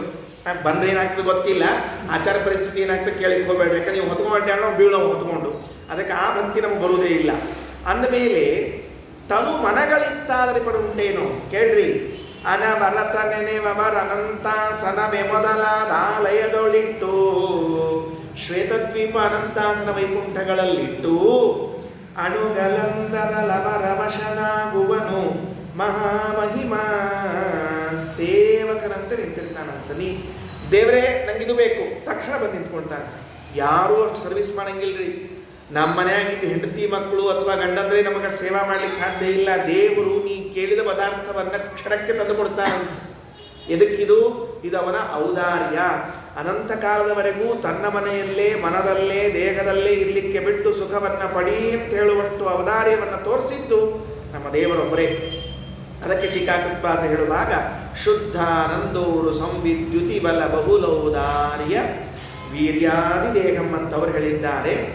ಬಹಳ ವೀರ್ಯ, ಆಮೇಲೆ ಸೌಂದರ್ಯ, ಆಮೇಲೆ ಪ್ರಾಗಲ್ಭ್ಯ, ಆಮೇಲೆ ಸ್ವಾತಂತ್ರ್ಯ, ಇವೇ ಮೊದಲಾದ ಗುಣಗಳು ಅಂತ ತಿಳಿಸ್ತಾ ಹೊರಟಿದ್ದಾರೆ. ವೀರ್ಯ ಅಂತ ತಗೊಳ್ರಿ. ವೀರ್ಯ ಅಂದ್ರೆ ಏನು? ಯಾವ ಕೆಲಸವನ್ನ ಕೈಗೆತ್ತಿಕೊಳ್ತಾರೋ ಅದನ್ನು ಪೂರ್ಣ ಮಾಡಿ ಮುಗಿಸೋದೇ ವೀರ್ಯ ಅಂತ ಕರೀತಾರೆ. ಒಂದು ಕೆಲಸ ಶುರು ಮಾಡಿದ್ರು ಅಂತ ಇಟ್ಕೊಳ್ರಿ. ಶುರು ಮಾಡಿದ ಮೇಲೆ ಅದನ್ನು ಕೊನೆಗಾಣಿಸ್ಬೇಕ್ರಿಪ್ಪ. ನಮ್ಮಲ್ಲಿ ಕೆಲವರು ಹೆಂಗೆ ಕೆಲಸ ಮಾಡ್ತಿರ್ತಾರೆ ಅಂತಂದ್ರೆ, ಶುರು ಮಾಡೋದ ಮಜಾ ಬರೋದು ಬಿಡ ಅಂತ ಬಿಟ್ಬಿಡೋದು, ಮತ್ತೊಂದು ಶುರು ಮಾಡೋದು, ಅದನ್ನು ಒಂದು 4 ದಿವಸ ಮಾಡಿ ಮಜಾ ಬರೋದು ಬಿಟ್ಬಿಡೋದು. ಇನ್ನು ಕೆಲವರು ಒಂದು ಸುಭಾಷಿತ ಮಾತದ್ರಿ, ನಮ್ಮ ಗುರುಗಳು ಹೇಳ್ತಿರ್ಬೇಕು ಯಾವಾಗ, ಪ್ರಾರಭ್ಯತೆ ನ ಖಲು ವಿಘ್ನಭಯೇನ ನೀಚೈಹಿ. ಕೆಲವು ನೀಚರು ಇರ್ತಾರೆ. ಅಂದ್ರೆ ನೀಚರು ಅಂದ್ರೆ ದುಷ್ಟರು ಅಂತಲ್ಲ, ಅಧಮಾಧಿಕಾರಿಗಳು. ಅವರೇ ಅಂತಾರೆ, ಏನ್ರೆ ಕೆಲಸ ಮಾಡಬೇಕು ಅಂತ ಹೊಂಟು ಕೂಡಲೇ ಮೊದಲೇ ವಿಚಾರ ಮಾಡ್ತಾರಂತ. ಅಲ್ಲ, ನಾ ಕೆಲಸ ಮಾಡಬೇಕು ಅಂತ ಹೋಗೋಣ, ಅಕಸ್ಮಾತ್ ನಡುವೆ ಕೆಟ್ಟುಬಿಟ್ರೆ ಅದಕ್ಕೆ ಸುಮ್ಮನೆ ಬೆಳೆ ಬೇಡ. ತಿರುಪತಿಗೆ ಹೋಗೋದು ಸಂಕಲ್ಪ ಮಾಡ್ಕೋತಾರೆ ಫಸ್ಟ್ ಮೊದಲು, ತಿರುಪತಿಗೆ ಹೋಗ್ಬಿಟ್ಟು ನಡಿ. ಅಲ್ಲ, ತಿರುಪತಿಗೆ ಹೋಗ್ಬೇಕು ಅಂತ ಎಲ್ಲ ತಯಾರಿ ಮಾಡಿಕೊಂಡು ಸ್ಟೇಷನ್ಗೆ ಹೋಗೋಣ, ಅಕಸ್ಮಾತ್ ಟಿಕೆಟ್ ಸಿಗಲಿಲ್ಲ ಅಂದರೆ ಟ್ರೈನಿಗೆ ಬೇಡ. ಆಗ ಸಿಕ್ತು ಅಂತ ಇಟ್ಕೋ, ಅವತ್ತಿನ ದಿವಸ ಯಾವತ್ತು ಹೋಗ್ಬೇಕಾಗ್ಯದ ಅವತ್ತಿನ ದಿವಸ ನಾವು ಹೊರಡೋ ಹೊತ್ತಿಗೆ ಮಳೆ ಬಂದುಬಿಟ್ರೆ ಏನು ಮಾಡೋದು? ಬೇಡ. ಅಲ್ರಿ ರಿಕ್ಷಾ ಅದಲ್ಲ, ರಿಕ್ಷಾದಾಗ ಹೊಂಟಾಗ ಸ್ಟೇಷನ್ ಮುಟ್ಟೋಕ್ಕಿಂತ ಮೊದಲ ಪಂಚರ್ ಆಗ್ಬಿಟ್ರೆ ಏನು ಮಾಡೋದು? ರಿಕ್ಷಾ ಅದನ್ನು ಎಷ್ಟು ವಿಚಾರ ತಿಂತಾರು ಅಂದರೆ ಹೋಗೋಕ್ಕಿಂತ ಬೇಡ ಅಂತ ತಲೆಗಿರ್ತದೆ ಅವರಿಗೆ. ಪ್ರಾರಭ್ಯತೆ ನಕಲು ವಿಘ್ನಮಯೇನ ನೀಚೈ ಮಧ್ಯಮ ಜನಾ ವಿಘ್ನೈ ಪ್ರತಿಹನ್ಯಮಾನ. ಇನ್ನು ಕೆಲವರು ಇರ್ತಾರೆ ಮಧ್ಯಮರು, ವಿಘ್ನ ಬರೋವರೆಗೂ ಕೆಲಸ ಮಾಡ್ತಿರ್ತಾರೆ, ವಿಘ್ನ ಬಂತು ಅಂದ್ರೆ ಬಿಟ್ಬಿಡ್ತಾರೆ. ಪ್ರಾರಬ್ಧೋತ್ತಮ ಜನಾ ನ ಪರಿತ್ಯಜಂತಿ ವಿಘ್ನೈ ಪುನಃ ಪುನಃ ಪ್ರತಿಹನ್ಯಮಾನ. ನೂರಾರು ಬಾರಿ ವಿಘ್ನಗಳು ಬರಲಿ, ಸಾವಿರಾರು ಬಾರಿ ವಿಘ್ನಗಳು ಬರಲಿ, ಕೈಗೆತ್ತಿಕೊಂಡಿರುವಂತಹ ಕೆಲಸವನ್ನು ಯಾವುದೇ ಕಾರಣಕ್ಕೂ ನಿಲ್ಲಿಸುವುದಿಲ್ಲ. ಇದೇ ವೀರ್ಯತ್ವಂ ಆರಬ್ಧಸ್ಯ ಅಂತಗಾಮಿತ್ವಂ. ಭಗವಂತ ಯಾವುದೇ ಒಂದು ಕೆಲಸವನ್ನು ಪ್ರಾರಂಭ ಮಾಡಿದ ಅಂತಾದರೆ ಅದು ಮುಗಿಯೋವರೆಗೂ ಕೂಡ ಏನು ಮಾಡೋದಿಲ್ಲ ಅಂದರೆ ನಿಲ್ಲೋದಿಲ್ಲ. ಇರಬಹುದು ರಮಾದೇವಿ ಕೆಲಸವನ್ನು ಪ್ರಾರಂಭ ಮಾಡಬಹುದು, ಬ್ರಹ್ಮದೇವರ ಕೆಲಸವನ್ನು ಪ್ರಾರಂಭ ಮಾಡಬಹುದು, ಮುಗಿಸಬಹುದು. ಆದರೆ ಅವರೆಲ್ಲರೂ ಕೂಡ ಭಗವಂತನ ಅನುಗ್ರಹದಿಂದಲೇ ಮುಗಿಸಬೇಕೆ ಹೊರತಾಗಿ ತಾವಾಗಿ ಯಾವುದನ್ನು ಮುಗಿಸ್ಲಿಕ್ಕೆ ಸಾಧ್ಯವಿಲ್ಲ. ಶುದ್ಧಾನಂದ ಉರು ಸಂಹಿತ ದ್ಯುತಿ ಬಲ ಬಹುಲ ಔದಾರ್ಯ ವೀರ್ಯ ಸೌಂದರ್ಯ. ದೇವರಲ್ಲಿ ಇದೊಂದು ಗುಣ ಇದೆ ಅಂತ. ಏನಿದೆ? ಸೌಂದರ್ಯ. ಎಷ್ಟು ಅದ್ಭುತ ಸೌಂದರ್ಯ ಇದೆ ಅಂದರೆ ಏನು ಬೇಕಾದರೂ ಮುಚ್ಚಿಡಬಹುದಂತೆ, ದೇವರ ಸೌಂದರ್ಯವನ್ನು ಮುಚ್ಚಿಡ್ಲಿಕ್ಕೆ ಆಗಂಗಿಲ್ಲ ಅಂತ. ಅದೊಂದು ಮಾತಿದೆ. ಬಹಳ ಅದ್ಭುತವಾದ ಸೌಂದರ್ಯ ದೇವರಲ್ಲಿರುವಂಥ. ಎಲ್ಲ ಅವತಾರಗಳಲ್ಲೂ ಅಷ್ಟೇ ಸುಂದರವಾಗಿ ಇದ್ದವನು ಪರಮಾತ್ಮ. ಪಾದರಾಜ ಸ್ವಾಮಿಗಳು ತೀರ್ಥಪ್ರಬಂಧಗಳು ಒಂದು ಶ್ಲೋಕ ಮಾಡ್ಯಾರ. ಮುಕ್ಕೋಣದಾಗ ಶಾರ್ಗಪಾಣಿ ದೇವರು ಅಂತಿದ್ದಾನೆ. ಅವೇನು ಮಾಡ್ಯಾರ ಅಂದರೆ ಪುಣ್ಯಾತ್ಮ ಎಲ್ಲ ಕೆಲಸ ಆತಂತ, ಬಿಲ್ಲು ಬಾಣ ಹಿಡ್ಕೊಂಡು ಎಲ್ಲ ಮಾಡಿದ, ಯುದ್ಧ ಎಲ್ಲ ಆತಂತ. ಎಲ್ಲೋ ದೇವತೆಗಳಿಗೆ ರೈತರ ಯುದ್ಧ ಆಗಿತ್ತು, ಹೋಗಿದ್ದ. ಯುದ್ಧ ಮುಗಿಸ್ಕೊಂಡು ಬಂದ ಮೇಲೆ ಸಾಕಾಗಿ ಬೇಡ ನಡಿ ಅಂತ ಬಿಲ್ಲು ಬಾಣ ಎತ್ತು ಹಾಕಿಬಿಟ್ಟಂತ. ಹಿಡ್ಕೊಂಡು ನಿಂತ್ಕೋಣ, ಮತ್ತೆ ಬಂದು ಕರೆದಿದ್ದಾರೆ ಎಲ್ಲರೂ ಯುದ್ಧಕ್ಕೆ ಬಾಣ ತಗೊಂಡು ತೆಗೆದು ಹಾಕಿಬಿಟ್ಟಂತ. ಆ ಶಾರ್ಗಪಾಣಿ ತನ್ನ ಕೈಯಲ್ಲಿದ್ದ ಬಿಲ್ಲು ಬಾಣಗಳನ್ನೆಲ್ಲ ತೆಗೆದು ಹಾಕಿದ ಮೇಲೆ, ಅವನ ಆಯುಧಗಳನ್ನೆಲ್ಲ ಶಂಖಚಕ್ರ ತೆಗೆದು ಹಾಕಿದ ಮೇಲೆ ಪ್ರಾಯ ಜನ ಏನು ಮಾಡಬಹುದು ಅಂದರೆ ಇವ ದೇವರು ಇರ್ಲಿಕ್ಕಿಲ್ಲ, ಯಾಕೆಂದ್ರೆ ಅವನ ಆಯುಧಗಳು ಇಲ್ವಲ್ಲ ಅಂತ ಬಿಟ್ಟು ಹೋಗ್ಬೋದು ಅಂತ ತಿಳ್ಕೊಂಡಿದ್ದೇನೋ. ಅದ ಸ್ವಾಮಿ ಜೋಕ್ ಮಾಡೋದು, ಸ್ವಾಮಿ ನಿನ್ನ ಆಯುಧಗಳಿಂದ ನೀನು ರಹಿತನಾಗಿದ್ದರೂ ದೇವರಲ್ಲ ಅಂತ ಯಾರು ಅನ್ನಂಗಿಲ್ಲ. ಯಾಕೆ ಗೊತ್ತೇನು? ನಿನ್ನಲ್ಲಿ ಎಷ್ಟು ಸೌಂದರ್ಯ ಇದೆಯಲ್ಲ, ಈ ಸೌಂದರ್ಯ ನೋಡಿದ್ರೇನೆ ಜನರಿಗೆ ಗೊತ್ತಾಗ್ತದೆ ಇವ ವಿಷ್ಣುನೇ ಇದ್ದಾನ, ಬೇರೆಯವರು ಇಲ್ಲೇ ಇಲ್ಲ ಅಲ್ರಿ. ಮತ್ತು ಕೈಯಾಗ ಒಂದು ಆಯುಧ ಇಲ್ಲಲ್ಲ, ಆಯುಧ ತಗೊಂಡು ಏನು ಮಾಡ್ಬೇಕು? ಸೌಂದರ್ಯ ನೋಡಿದ್ರೆ ಗೊತ್ತಾಗ್ತದೆ ಅಂತ. ಭಾಗವತ ತಾತ್ಪರ್ಯದಲ್ಲಿ ಆಚಾರ್ಯ ತೃತೀಯ ಸ್ಕಂದಲ್ಲಿ ಒಂದು ಮಾತು ಬರೀತಾರೆ. ಸನಕಾದಿಗಳು ದೇವರನ್ನು ನೋಡ್ತಾ ನೋಡ್ತಾ, ಅದು ಈ ಜಯ ವಿಜಯ ಶಾಪ ಕೊಟ್ಟದ್ದೆಲ್ಲ ಮುಗೀತದೆ, ನೋಡಿ ಪ್ರದಕ್ಷಿಣೆ ಹಾಕಿ ದೇವರ ಶ್ರೀಯನ್ನು ನೋಡಿಕೊಂಡು ಪ್ರದಕ್ಷಿಣೆ ಹಾಕಿ ಹೊರಟು ಹೋದರು ಅಂತ. ಏನು ದೇವರ ಶ್ರೀಯನ್ನು ನೋಡಿಕೊಂಡು ಪ್ರದಕ್ಷಿಣೆ ಹಾಕಿ ಹೊರಟು ಹೋದರು ಅಂದರೆ ಏನರ್ಥ? ಅದಕ್ಕೆ ಹೇಳ್ತಾರೆ, ಶ್ರೀ ಅನ್ನೋ ಶಬ್ದಕ್ಕೆ ಭಗವಂತನ ರೂಪಕ್ಕೆ ಶ್ರೀ ಅಂತ ಹೆಸರಂತೆ. ಏನು ಹೆಸರು? ಭಗವಂತನ ರೂಪಕ್ಕೆ, ಸೌಂದರ್ಯಕ್ಕೆ ಶ್ರೀ ಅಂತ ಹೆಸರಂತೆ. ಆ ಭಗವಂತನ ಸೌಂದರ್ಯವನ್ನ ರೂಪವನ್ನ ಆಶ್ರಯಿಸಿಕೊಂಡದ್ದಕ್ಕಾಗಿ ಮಹಾಲಕ್ಷ್ಮಿಗೂ ಶ್ರೀ ಅಂತ ಹೆಸರು ಬಂದಿದೆ ಅಂತೆ. ವಾಸ್ತವದಲ್ಲಿ ಲಕ್ಷ್ಮೀದೇವಿಗೆ ಶ್ರೀ ಅಂತ ಹೆಸರಲ್ಲ, ಭಗವಂತನ ಸೌಂದರ್ಯಕ್ಕೆ ಶ್ರೀ ಅಂತ ಹೆಸರು. ಅದನ್ನ ಭಗವಂತನ ಸೌಂದರ್ಯವನ್ನ ಆಶ್ರಯ ಪಡೆದದ್ದಕ್ಕಾಗಿ ಮಹಾಲಕ್ಷ್ಮಿಗೂ ಸಾಕ್ಷಾತ್ ಶ್ರೀಸ್ತು ಹರೇಹೇ ರೂಪಂ ಇಂದಿರಾತು ತದಾಶ್ರಯ. ಲಕ್ಷ್ಮೀದೇವಿ ಅದನ್ನು ಆಶ್ರಯಿಸಿಕೊಂಡದಕ್ಕೆ ಶ್ರೀ ಅಂತ ಕರೆಸಿಕೊಂಡಿದ್ದಾಳೆ. ಪರಮಸುಂದರ. ನಾಗರಾಜ ಸ್ವಾಮಿಗಳು ದಶಾವತಾರ ಸ್ತುತಿಯಲ್ಲಿ ಒಂದು ಮಾತಂತಾರೆ, ವಾಮನನ ಸ್ತೋತ್ರ ಮಾಡೋ ಕಾಲಕ್ಕೆ ಶಬ್ದ ಸಾಲಾರ್ದಂಗ ನಿಂತು ಬಿಡ್ತಾರೆ. ಮೀನಾಂಕ ನಿರ್ಮಲ ನಿಶಾನಾಥ ಕೋಟಿಲ ಸಮಾನಾತ್ಮನುಂಜಿ ಗುಣಕೋ ಪೀನಾಂಚ ಸೂತ್ರವರ ಯಾನಾಥ ಪತ್ರಕರ ಕಾನಮ್ಯ ದಂಡವರತ ಧ್ಯಾನಾರ್ಥ ವಾಮನಥ ನೋನಾಥ ಪಾಹೀಯ ಜಮಾನ ಸುರೇಶ ವಸುಧಾ ದಾನಾಯ ಯಾಚನಿಕ ಲೀನಾಂಚ ವಾಗ್ವಶೇತ ನಾನ ಸದಸ್ಯ ತನುಜ. ಇದು ಪೂರ್ವಾರ್ಧ. ನಾವೇ ಉತ್ತರಾರ್ಧ ಹೇಳಿದ್ದೆ ಮೊದಲು. ದೇವರು ವಾಮನ ಬಂದಂತ ಎಷ್ಟು ಸೌಂದರ್ಯ ಎಂಬುದಕ್ಕೆ ಹೇಳಿರ್ತಾರೆ ಅದರ ಸ್ವಾಮಿಗಳು. ಯಾರ ಮನೆಗೆ ಬಂದ? ದಾನಾಯ ಯಾಚನಿಕ ಲೀನಾಂಚ ವಾಗ್ವಶೇತ. ದಾನ ತಗೊಳಿಕ್ ಬಂದಂತ ದೇವರು ಅದನ್ನು ಕಲಿಸ್ಯಾನ್ರಿ. ಮತ್ತು ದೇವರಿಗೆ ಬಿಟ್ಟಿಲ್ರಿ, ಯಾವ್ಯಾವ ರೂಪದೊಳಗೆ ಏನೇನು ಪಾಠ ಹೇಳ್ಬೇಕು ಅದು ಹೇಳೇ ಬಿಟ್ಟಾನ್ರಿ. ವಾಮನಾವತಾರದಾಗ ದಾನ ತಗೊಳ್ಳೋದು ಹೆಂಗಂತ ತಿಳಿಸ್ಕೊಟ್ಟು ಹೋಗ್ಯಾರ. ಅದಕ್ಕೆ ನಾವು ಉಳಿದ ಅವತಾರ ನೆನೆದೇ ಇದ್ರು ವಾಮನಾವತಾರ ನೆನೆಸ್ಕೊಂಡು ಇಟ್ಕೊಂಡಿರ್ಬೇಕ್ರಿ.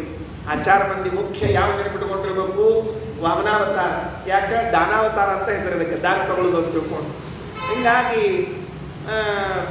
ಬಂದ ಕೂಡಲೇ ಬಲಿಚಕ್ರವರ್ತಿ ನೋಡ್ಬೇಕಲ್ಲ ಹೆಂಗಿದ್ದ ಅಂದರೆ, ಅವನು ಹಾಕ್ಕೊಂಡಿರುವಂಥ ಒಂದು ಯಜ್ಞೋಪವೀತ, ನಮ್ಮ ವಾಮನ ದೇವರು ಹಾಕ್ಕೊಂಡಿರುವಂಥ ಯಜ್ಞೋಪವೀತ, ಕೌಪೀನ, ಇವು ಎರಡನ್ನ ವರ್ಣಿಸಿದ್ದಾರೆ ವರದರ ಸ್ವಾಮಿಗಳು.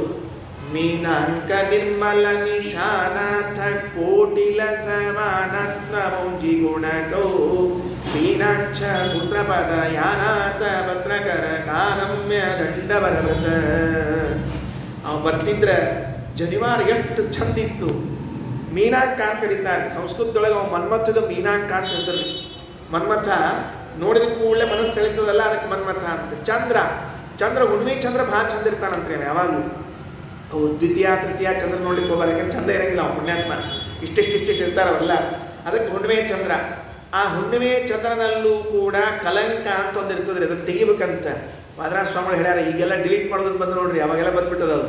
ಅಥವಾ ಅರೇಸ್ ಮಾಡೋದಂತ ಕೂಡ ಅಳಿಸಿ ಹಾಕೋದು ಅಂತ. ಮೀನಾಂಕ, ಮನ್ಮಥ, ನಿಶಾನಾಥ, ಚಂದ್ರ ಇವರಿಬ್ಬರು ಸೇರಿಕೊಂಡ್ರೆ ಒಬ್ಬರಲ್ಲ, ಮತ್ತ ಕೋಟಿ ಕೋಟಿ ಚಂದ್ರರು ಕೋಟಿ ಕೋಟಿ ಮನ್ಮಥರು ಇಬ್ಬರು ಸೇರಿಕೊಂಡ್ರೆ ಏನು ಸೌಂದರ್ಯ ಬರಬೇಕಲ್ಲ. ಆ ಸೌಂದರ್ಯ ಇದು ಯಾರಿಗಿದೆ ಅಂತ ಕೇಳಿದ್ರೆ ವಾಮನನಿಗೆ ಅಂತ ಹೇಳ್ತಿಲ್ಲ, ಅವನು ಹಾಕ್ಕೊಂಡಿರೋ ಜನಿವಾರ, ಅವನು ಹಾಕ್ಕೊಂಡಿರೋ ಲಂಗೋಟಿಗಿದೆ ಅಂತ ಹೇಳ್ತಿದ್ದೀವಿ ಅಂತ. ಎಷ್ಟು ಚಂದಿರಬೇಡ್ರಿ ಎಲ್ಲರ. ಹಿಂಗೆ ಹೇಳಿದ್ರೆ ಭಾಳ ಗಾಬರಿ ಆಗ್ತದ್ರಿ ಕೆಲವರು ಆಚಾರಗಳಿಗೆ. ಯಾಕಂದ್ರೆ ಅವ್ರ ಪಂಚಾಗ ಎಷ್ಟು ಚಂದ ಇರ್ತಂತ ಅವ್ರಿಗೆ ಗೊತ್ತಿರ್ತದೆ. ಮೀನಾಂಕ ನಿರ್ಮಲ ನಿಶಾನಾಥ ಕೋಟಿಲ ಸಮಾನತ್ವ ಮೌಂಜಿ ಗುಣಕೌ ಪೀನಾಕ್ಷ ಸೂತ್ರವರ ಯಾನಾಥ ಭದ್ರಕರ ಕಾರಮ್ಯ ದಂಡವರಭೃತ. ಇಷ್ಟೇ ಅಲ್ಲ, ರಾಮೇಂದ್ರನಾಮೃತಭಿರಾಮೇನ ರಾಶಿಕುಲ ಅಲ್ಲಿ ವರ್ಣ ಮಾಡ್ತಾ. ಎಲ್ಲ ರೂಪಗಳು ಅಷ್ಟೇ ಸುಂದರವಾಗಿರುವಂಥದ್ದು. ಶುದ್ಧಾನಂದ ಉರು ಸಂವಿತ ದ್ಯುತಿಬಲ ಬಹುಲೌ ದಾರ್ಯ ವೀರ್ಯ ಸೌಂದರ್ಯ ಪ್ರಾಗಲ್ಭ್ಯ.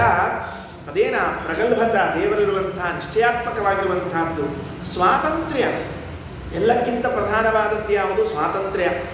ಈ ಸ್ವಾತಂತ್ರ್ಯ ಅಂತನ್ನೋದು ಇದ್ದಿದ್ದಿಲ್ಲ ಅಂತ ಆದರೆ ದೇವರ ಅನಂತ ಗುಣಪೂರ್ಣ ಆಗ್ಲಿಕ್ಕೆ ಸಾಧ್ಯ ಇಲ್ಲ, ದೋಷದೂರನೂ ಆಗ್ಲಿಕ್ಕೆ ಸಾಧ್ಯ ಇಲ್ಲ, ಏನೂ ಆಗೋದಿಲ್ಲ. ಆದ್ದರಿಂದ ಅವನಲ್ಲಿರುವಂತಹ ಗುಣ ಸ್ವಾತಂತ್ರ್ಯ.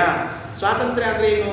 ಸ್ವೇಚ್ಛಾನುಸಾರಿತ್ವವೇ ಸ್ವಾತಂತ್ರ್ಯ. ಆಚಾರ್ಯರು ಅನುವ್ಯಾಖ್ಯಾನದಲ್ಲಿ ಹೇಳುವಾಗ ಸ್ವಾತಂತ್ರ್ಯ ಶಬ್ದಕ್ಕೆ ಅರ್ಥ ಹೇಳುತ್ತಾರೆ, ತನ್ನ ಇಚ್ಛಾನುಸಾರವಾಗಿ ತಾನು ಏನನ್ನ ಕೆಲಸ ಮಾಡ್ತಾನಲ್ಲ ಅದನ್ನು ಸ್ವಾತಂತ್ರ್ಯ ಅಂತ ಕರೀಬೇಕು ಅಂತ ಒಂದು ಕಡೆಗೆ. ತತ್ವ ಸಂಖ್ಯಾನದಲ್ಲಿ ಟೀಕಾಕೃತ್ಪಾದರು ಸ್ವರೂಪ ಪ್ರಮಿತಿ ಪ್ರವೃತ್ತಿ ಸತ್ತಾತ್ರೈವಿಧ್ಯ ಪರ ಅನಪೇಕ್ಷಂ ಸ್ವತಂತ್ರಂ ಅಂತ ಹೇಳಿದ್ದಾನೆ. ತನ್ನ ಇರುವಿಕೆ, ತನ್ನ ಜ್ಞಾನ, ತನ್ನ ಕ್ರಿಯಾ ಇವುಗಳಲ್ಲಿ ಇನ್ನೊಬ್ಬರನ್ನು ಆಧಾರ ಮಾಡಿಕೊಳ್ಳದೇ ಇದ್ದರೆ ಅವನೇ ಸ್ವತಂತ್ರ. ನಾವು ಹೆಜ್ಜೆ ಹೆಜ್ಜೆಗೆ ಅಸ್ವತಂತ್ರರು. ಇರ್ಲಿಕ್ಕೂ ಇನ್ನೊಬ್ಬರ ಮೇಲೆ, ನಮಗೆ ಜ್ಞಾನವೂ ಇನ್ನೊಬ್ಬರಿಂದ, ನಮ್ಮ ಕೆಲಸವೂ ಇನ್ನೊಬ್ಬರಿಂದ. ಹೀಗಾಗಿ ಸ್ವಾತಂತ್ರ್ಯ ಅಸ್ವಾತಂತ್ರ್ಯಗಳನ್ನು ತಿಳಿಸಿಕೊಟ್ಟಿದ್ದಾರೆ. ಇವೇ ಮೊದಲಾದ ಅನಂತ ಗುಣಪೂರ್ಣಾತ್ಮಕ ವಿಗ್ರಹಾಯ ನಮಃ.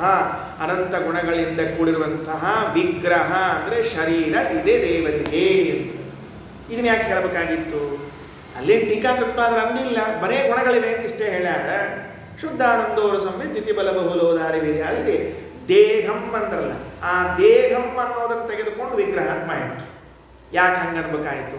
ಟೀಕಾಕೃತ್ಪಾದರಾಗಲಿ ಅಥವಾ ಯಾದವಾರರಾಗಲಿ ಬರೀ ಗುಣಗಳನ್ನಷ್ಟೇ ಹೇಳಿಲ್ಲ, ಆ ಗುಣಗಳನ್ನೇ ದೇಹ ಅಂತ ವ್ಯವಸ್ಥೆ ಮಾಡಿದ್ದ. ಕಾರಣ ಏನು ಅಂದರೆ ಶ್ರೀಮನ್ ನ್ಯಾಯಸುಧೆಯಲ್ಲಿ ಒಂದು ಪ್ರಶ್ನೆ ಮಾಡಿಕೊಳ್ಳುತ್ತಾರೆ. ಏನು ಪ್ರಶ್ನೆ ಮಾಡಿಕೊಳ್ಳುತ್ತಾರೆ? ದೇವರಿಗೆ ದೇಹ ಇದೆಯೋ ಇಲ್ಲವೋ ಅನ್ನೋ ಪ್ರಶ್ನೆ. ಯಾಕ್ರಿ ಆಚಾರ ಏನು ಸಮಸ್ಯೆ ಇದೆ? ದೇವರಿಗೆ ದೇಹ ಇದ್ರೇನು ಇಲ್ಲದೇ ಇದ್ರೆ ಏನು? ಎರಡೂ ಸಮಸ್ಯೆ ಇದ್ರೆ ಮತ್ತು ಕೆಲವು ಪ್ರಶ್ನೆಗೆ ಉತ್ತರ ಕೊಡಲಿಕ್ಕೆ ಬರ್ತಿರಂಗಿಲ್ರಿ. ಕೆಲವು ಪ್ರಶ್ನೆ ಹೆಂಗಿರ್ತಾವೆ ಅಂದ್ರೆ ಅದೊಂದು ಸಮಸ್ಯೆ, ಇಲ್ಲ ಅಂದ್ರೆ ಸಮಸ್ಯೆ ಅಂತ ಇರ್ತದೆ. ಇಲ್ಲ ಯಾರೊಬ್ರು ಕೇಳಿದಂತ, ನಿಮ್ಮ ಹೆಂಡತಿ ನಿಮ್ಮ ಹೊಡಿಲಿಕ್ಕೆ ಹತ್ತಿದ್ಲಲ್ಲ, ಹೊಡೆಯೋದು ಬಿಟ್ಟಾಳು. ಯಾರೋ ಕೇಳಿದ್ರಂತ ಯಾರಿಗೋ, ಅಲ್ಲ ಇಷ್ಟು ದಿವಸ ನಿಮ್ಮ ಹೆಂಡತಿ ನಿಮ್ಗೆ ಹೊಡಿತಿದ್ಲಲ್ಲ, ಹೊಡೆಯೋದು ಬಿಟ್ಟಾಳೋ ಇಲ್ಲೋ ಅಂತ. ಬಿಟ್ಟಾಳ ಅಂದ್ರೆ ಇಷ್ಟು ದಿವಸ ಹೊಡಿತಿದ್ಲು ಅಂತ ಗ್ಯಾರಂಟಿ. ಬಿಟ್ಟಿಲ್ಲ ಅಂದ್ರೆ ಇನ್ನೂ ಹೊಡಿಲಿಕ್ಕೆ ಅರ್ಥ. ಅದಕ್ಕೆ ದೇವರಿಗೆ ದೇಹ ಇದೆಯೋ ಇಲ್ಲವೋ ಹೇಳ್ರಿ. ದೇಹ ಇದೆ. ದೇಹ ಇದೆ ಅಂದರೆ ದೇಹದ ಜೊತೆಗೆ ಬರುವಂಥ ದುಃಖ, ರೋಗ, ಮರಣ ಎಲ್ಲ ಬರಬೇಕು. ಅಂದಮೇಲೆ ದೇವರಿಗೆ ದೇಹ ಇದೆ ಅಂತ ಒಪ್ಕೊಳ್ಳಿಕ್ಕೆ ಬರೋದಿಲ್ಲ. ಮತ್ತೆ ಇನ್ನೊಂದು ಸಮಸ್ಯೆ ಇದೆ, ಬರೀ ದೇಹ ರೋಗ ಅಲ್ಲ, ಅಷ್ಟೇ ಅಲ್ಲ, ದೇಹ ಇದ್ದ ಮೇಲೆ ವ್ಯಾಪ್ತನಾಗಲಿಕ್ಕೆ ಬರೋದಿಲ್ಲ. ಇಷ್ಟು ಸಮಸ್ಯೆ ಇದೆ ನೋಡಿ. ನಾವೆಲ್ಲ ದೇಹ ಉಳ್ಳವರಾದದ್ದರಿಂದ ಇಷ್ಟಿಷ್ಟೇ ಜಾಗದಲ್ಲಿ ಇರಬೇಕೇ ಹೊರತಾಗಿ ಹೆಚ್ಚಿನ ಜಾಗದಲ್ಲಿ ಇರಲಿಕ್ಕೆ ಆಗೋದಿಲ್ಲ. ದೇವರಿಗೆ ದೇಹ ಇದೆ ಅಂತ ಒಪ್ಪಿಕೊಂಡ್ರೆ ದೇವರು ವ್ಯಾಪ್ತ ಅಂತ ಒಪ್ಪಿಕೊಳ್ಳೋದು ಹೇಗೆ? ಇದು ತಾರ್ಕಿಕರಲ್ಲಿ ಬಂದ ದೊಡ್ಡ ಸಮಸ್ಯೆ. ಇದು ತಾರ್ಕಿಕರಲ್ಲಿ ಏನು ಸಮಸ್ಯೆ ಬಂದಿದೆ, ಅವರು ದೇವರು ನಿರಾಕಾರಾತ್ಮ ಇರ್ತಾರೆ. ಯಾಕೆ ದೇವರನ್ನು ನಿರಾಕಾರ ಮಾಡಿಟ್ಟಿದ್ದಾರೆ ವೈಶೇಷಿಕರು, ನೈಯಾಯಿಕರು, ತಾರ್ಕಿಕರು ಅಂದರೆ, ದೇವರನ್ನು ನೀವು ವ್ಯಾಪ್ತ ಅಂತ ಹೇಳಬೇಕಾಗಿದ್ದರೆ ದೇಹ ಒಪ್ಪಿಬಿಟ್ರೆ ದೊಡ್ಡವನಾಗೋದಿಲ್ಲ, ಇಷ್ಟೇ ಚಿಕ್ಕ ಜಾಗದಲ್ಲಿ ಇರಬೇಕು. ಅದಕ್ಕೆ ಹಂಗಾರೆ ಏನು ಮಾಡಬೇಕು? ಅವನು ನಿರಾಕಾರ ಅಂತ ಮಾಡಿಬಿಡ್ರಿ, ನಿಶ್ಚಿಂತೆಗೆಲ್ಲ ಸರಿ. ಇದು ಭಾರಿ ಈಸಿರಿ ಅವರಿಗೆಲ್ಲ. ಕೆಲವರಿಗೆ ಗುಣ ಅಂದ್ರೆ ಸಮಸ್ಯೆ ಆಗಿದೆ ಅಂತ ತಿಳ್ಕೊಂಡು ನಿರ್ಗುಣ ಮಾಡಿಬಿಟ್ರು, ಕೆಲವರಿಗೆ ಆಕಾರದ ಸಮಸ್ಯೆ ಆಗಿದೆ ಅಂತ ತಿಳ್ಕೊಂಡು ನಿರಾಕಾರ ಮಾಡಿಬಿಟ್ರು. ಶ್ರೀಮದಾಚಾರ್ಯರು ನಿಮಗೆ ಹೆಂಗೆ ಬೇಕು ಹಂಗೆ ದೇವ್ರನ್ನ ಮಾಡಬೇಡ್ರು, ದೇವ್ರು ಹೆಂಗಿದ್ದಾರೆ ಹಂಗೆ ಹೇಳ್ರಿ ಅಂದರು. ಕೆಲವರು ತಮಗೆ ಹೆಂಗೆ ಬರ್ತಿರ್ತಾನೆ, ಚಪಾತಿ ಮಾಡ್ತಿರ್ತಾರಲ್ಲ ಮನೆಯೊಳಗೆ, ಹೆಂಗೆ ಮಾಡಬೇಕು ಹಂಗಿರಂಗಿಲ್ರಿ.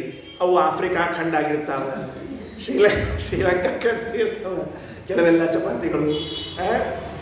ಉಣ್ಣವನು ಮಾತ್ರ ಭಾರತದೊಳಗೆ ಕೂತ್ಕೊಂಡು ಊಟ ಮಾಡ್ಬೇಕ್ರಿ. ಅವ ವಿದೇಶಕ್ಕೆ ಹೋದ್ರೆ ಮೈಗೆ ಅವ ಬರಂಗಿಲ್ಲ. ಆಮೇಲೆ ಅದಕ್ಕೆ ಹೇಳಿದ್ರು ಅವು. ಮತ್ತು ನೀವು ನಿಮ್ಮ ಆಸೆಗೆ ಬಂದದ್ದು ಹೇಳಬೇಡ್ರಿ, ಅಲ್ಲಿ ಇದ್ದದ್ದು ಹೇಳ್ರಿ. ದೇವರಿಗೆ ದೇಹ ಇದೆಯೋ ಇಲ್ಲವೋ? ಇದೆ ಅಂದರೆ ದೋಷಗಳು, ಇಲ್ಲ ಅಂದರೆ ಬೇಡ ಬೇಡ ದೇವರಿಗೆ ದೇಹ ಇಲ್ಲ ಅಂತ ಬಿಡ್ತೀವಿ ಅಂದರೆ, ದೇವರಿಗೆ ದೇಹ ಇಲ್ಲ ಅಂತಂದರೆ ಹಾಗೇನಾಗ್ತದೆ ಅಂದ್ರೆ ಈ ಜಗತ್ತಿನ ವ್ಯಾಪಾರಗಳನ್ನು ಮಾಡ್ಲಿಕ್ಕೆ ಆಗೋದಿಲ್ಲ. ಸೃಷ್ಟಿ, ಸ್ಥಿತಿ, ಲಯ ಇದನ್ನು ಯಾವುದನ್ನು ಮಾಡ್ಲಿಕ್ಕೆ ಆಗೋದಿಲ್ಲ. ಯಾಕೆ ಗೊತ್ತೇನು? ಕುಂಬಾರನಿಗೆ ಕೈ, ಕಾಲು, ಕಣ್ಣು ಎಲ್ಲ ಇದ್ದದ್ದಕ್ಕೆ ಅವ ಗಡಿಗೆ ಮಾಡಿದ್ದಾನೆ. ನೇಕಾರನಿಗೆ ಕೈ ಕಾಲುಗಳೆಲ್ಲ ಇದ್ದದ್ದಕ್ಕೆ ವಸ್ತ್ರವನ್ನು ನೇದಿದ್ದಾನೆ. ಮತ್ತು ದೇವರಿಗೆ ದೇಹ ಇಲ್ಲ ಅಂತಾಗಿ ಬಿಟ್ಟರೆ ಜಗತ್ತನ್ನು ಮಾಡೋದು ಹೇಗೆ? ಅದಕ್ಕೆ ಎರಡಕ್ಕೂ ಉತ್ತರ ಏನು ಅಂದರೆ, ಉತ್ತರ ಇದೆ. ಅನಂತ ಪೂರ್ಣ ಗುಣಾತ್ಮಕ ವಿಗ್ರಹಾಯ ನಮಃ. ದೇವರಿಗೆ ದೇಹ ಇದೆ, ಯಾವ ದೋಷಗಳೂ ಇಲ್ಲ, ಯಾವ ದುಃಖಾದಿಗಳು ಇಲ್ಲ. ಯಾಕೆ ಅಂದರೆ ಅವನಿಗೆ ದೇಹ ಇರೋದು ಯಾವುದು? ಗುಣಗಳೇ ದೇಹಗಳಾದದ್ದರಿಂದ ಯಾವ ಸಮಸ್ಯೆಗಳೂ ಇಲ್ಲ. ಗುಣ ಅತಿರಿಕ್ತವಾದ ದೇಹ ಅಂತ ಒಪ್ಪೇ ಇಲ್ಲ, ಗುಣಗಳನ್ನೇ ದೇಹ ಅಂತ ಒಪ್ಪಿಬಿಟ್ಟಿದ್ದೇವೆ. ಗುಣಗಳೇ ದೇಹ ಆದಾಗ ದೇಹ ಅಂತರೂ ಅದ, ದುಃಖ ರೋಗಗಳು ಇಲ್ಲೇ ಇಲ್ಲ. ಯಾಕೆ? ಗುಣ ಆದಮೇಲೆ ಬರುವುದೇ ಇಲ್ಲವು. ಹೀಗಾಗಿ ದೇವರಿಗೆ ಯಾವ ಸಮಸ್ಯೆಗಳು ಇಲ್ಲ ಅಂತ ತಿಳಿಸ್ಲಿಕ್ಕೆ ಈ ಉತ್ತರವನ್ನು ಕೊಟ್ಟಿದ್ದಾರೆ. ಶುದ್ಧಾನಂದೋರು ಸಂವಿತ್ ದ್ಯುತಿ ಬಲ ಬಹುಲ ಔದಾರ್ಯ ವೀರ್ಯ ಸೌಂದರ್ಯ ಪ್ರಾಗಲ್ಭ್ಯ ಸ್ವಾತಂತ್ರ್ಯಾದ್ಯನಂತ ಪೂರ್ಣ ಗುಣಾತ್ಮಕ ವಿಗ್ರಹಾಯ ನಮಃ. ಎರಡನೇ ವಾಕ್ಯ, ತಾದೃಶ ಅನಂತ ರೂಪಾಯ ನಮಃ. ಇಷ್ಟೊತ್ತು ನಾವು ಮಾತಾಡಿದ್ದು ಒಂದ ದೇಹದ ಬಗ್ಗೆ ಮಾತಾಡಿದ್ದೀವಿ. ಇಂಥವು ಅನಂತ ದೇಹ ಇವೆ ನಮ್ಮ ದೇವರಿಗೆ ಎಂದು ಬಿಟ್ಟಾಚಾರ ಯಾದವಾರ. ಇಂಥವು ಎಷ್ಟದ? ತಾದೃಶ ಅನಂತ. ಹಿಂದೇನು ಹೇಳಿದ್ದೀವಿ, ಅಂತಹ ಗುಣಗಳಿಂದ ಕೂಡಿದ ಅನಂತ ರೂಪಗಳಿರುವಂಥದ್ದು. ಸಾಕು, ಅದೇನು ಭಾಳ ಮತ್ತು ನಾವು ವಿಸ್ತಾರ ಮಾಡಿದ್ರೆ ಸಮಸ್ಯೆ ಆಗ್ತದಕ್ಕೆ ಅಷ್ಟು ಹೇಳಿರ್ತೀವಿ. ನೆಕ್ಸ್ಟ್ ಮುಂದಿಂದೇನು? ಮೂರನೇ ವಾಕ್ಯ, ಪಾರತಂತ್ರ್ಯಾದಿ ಅಶೇಷ ದೋಷ ದೂರಾಯ ನಮಃ.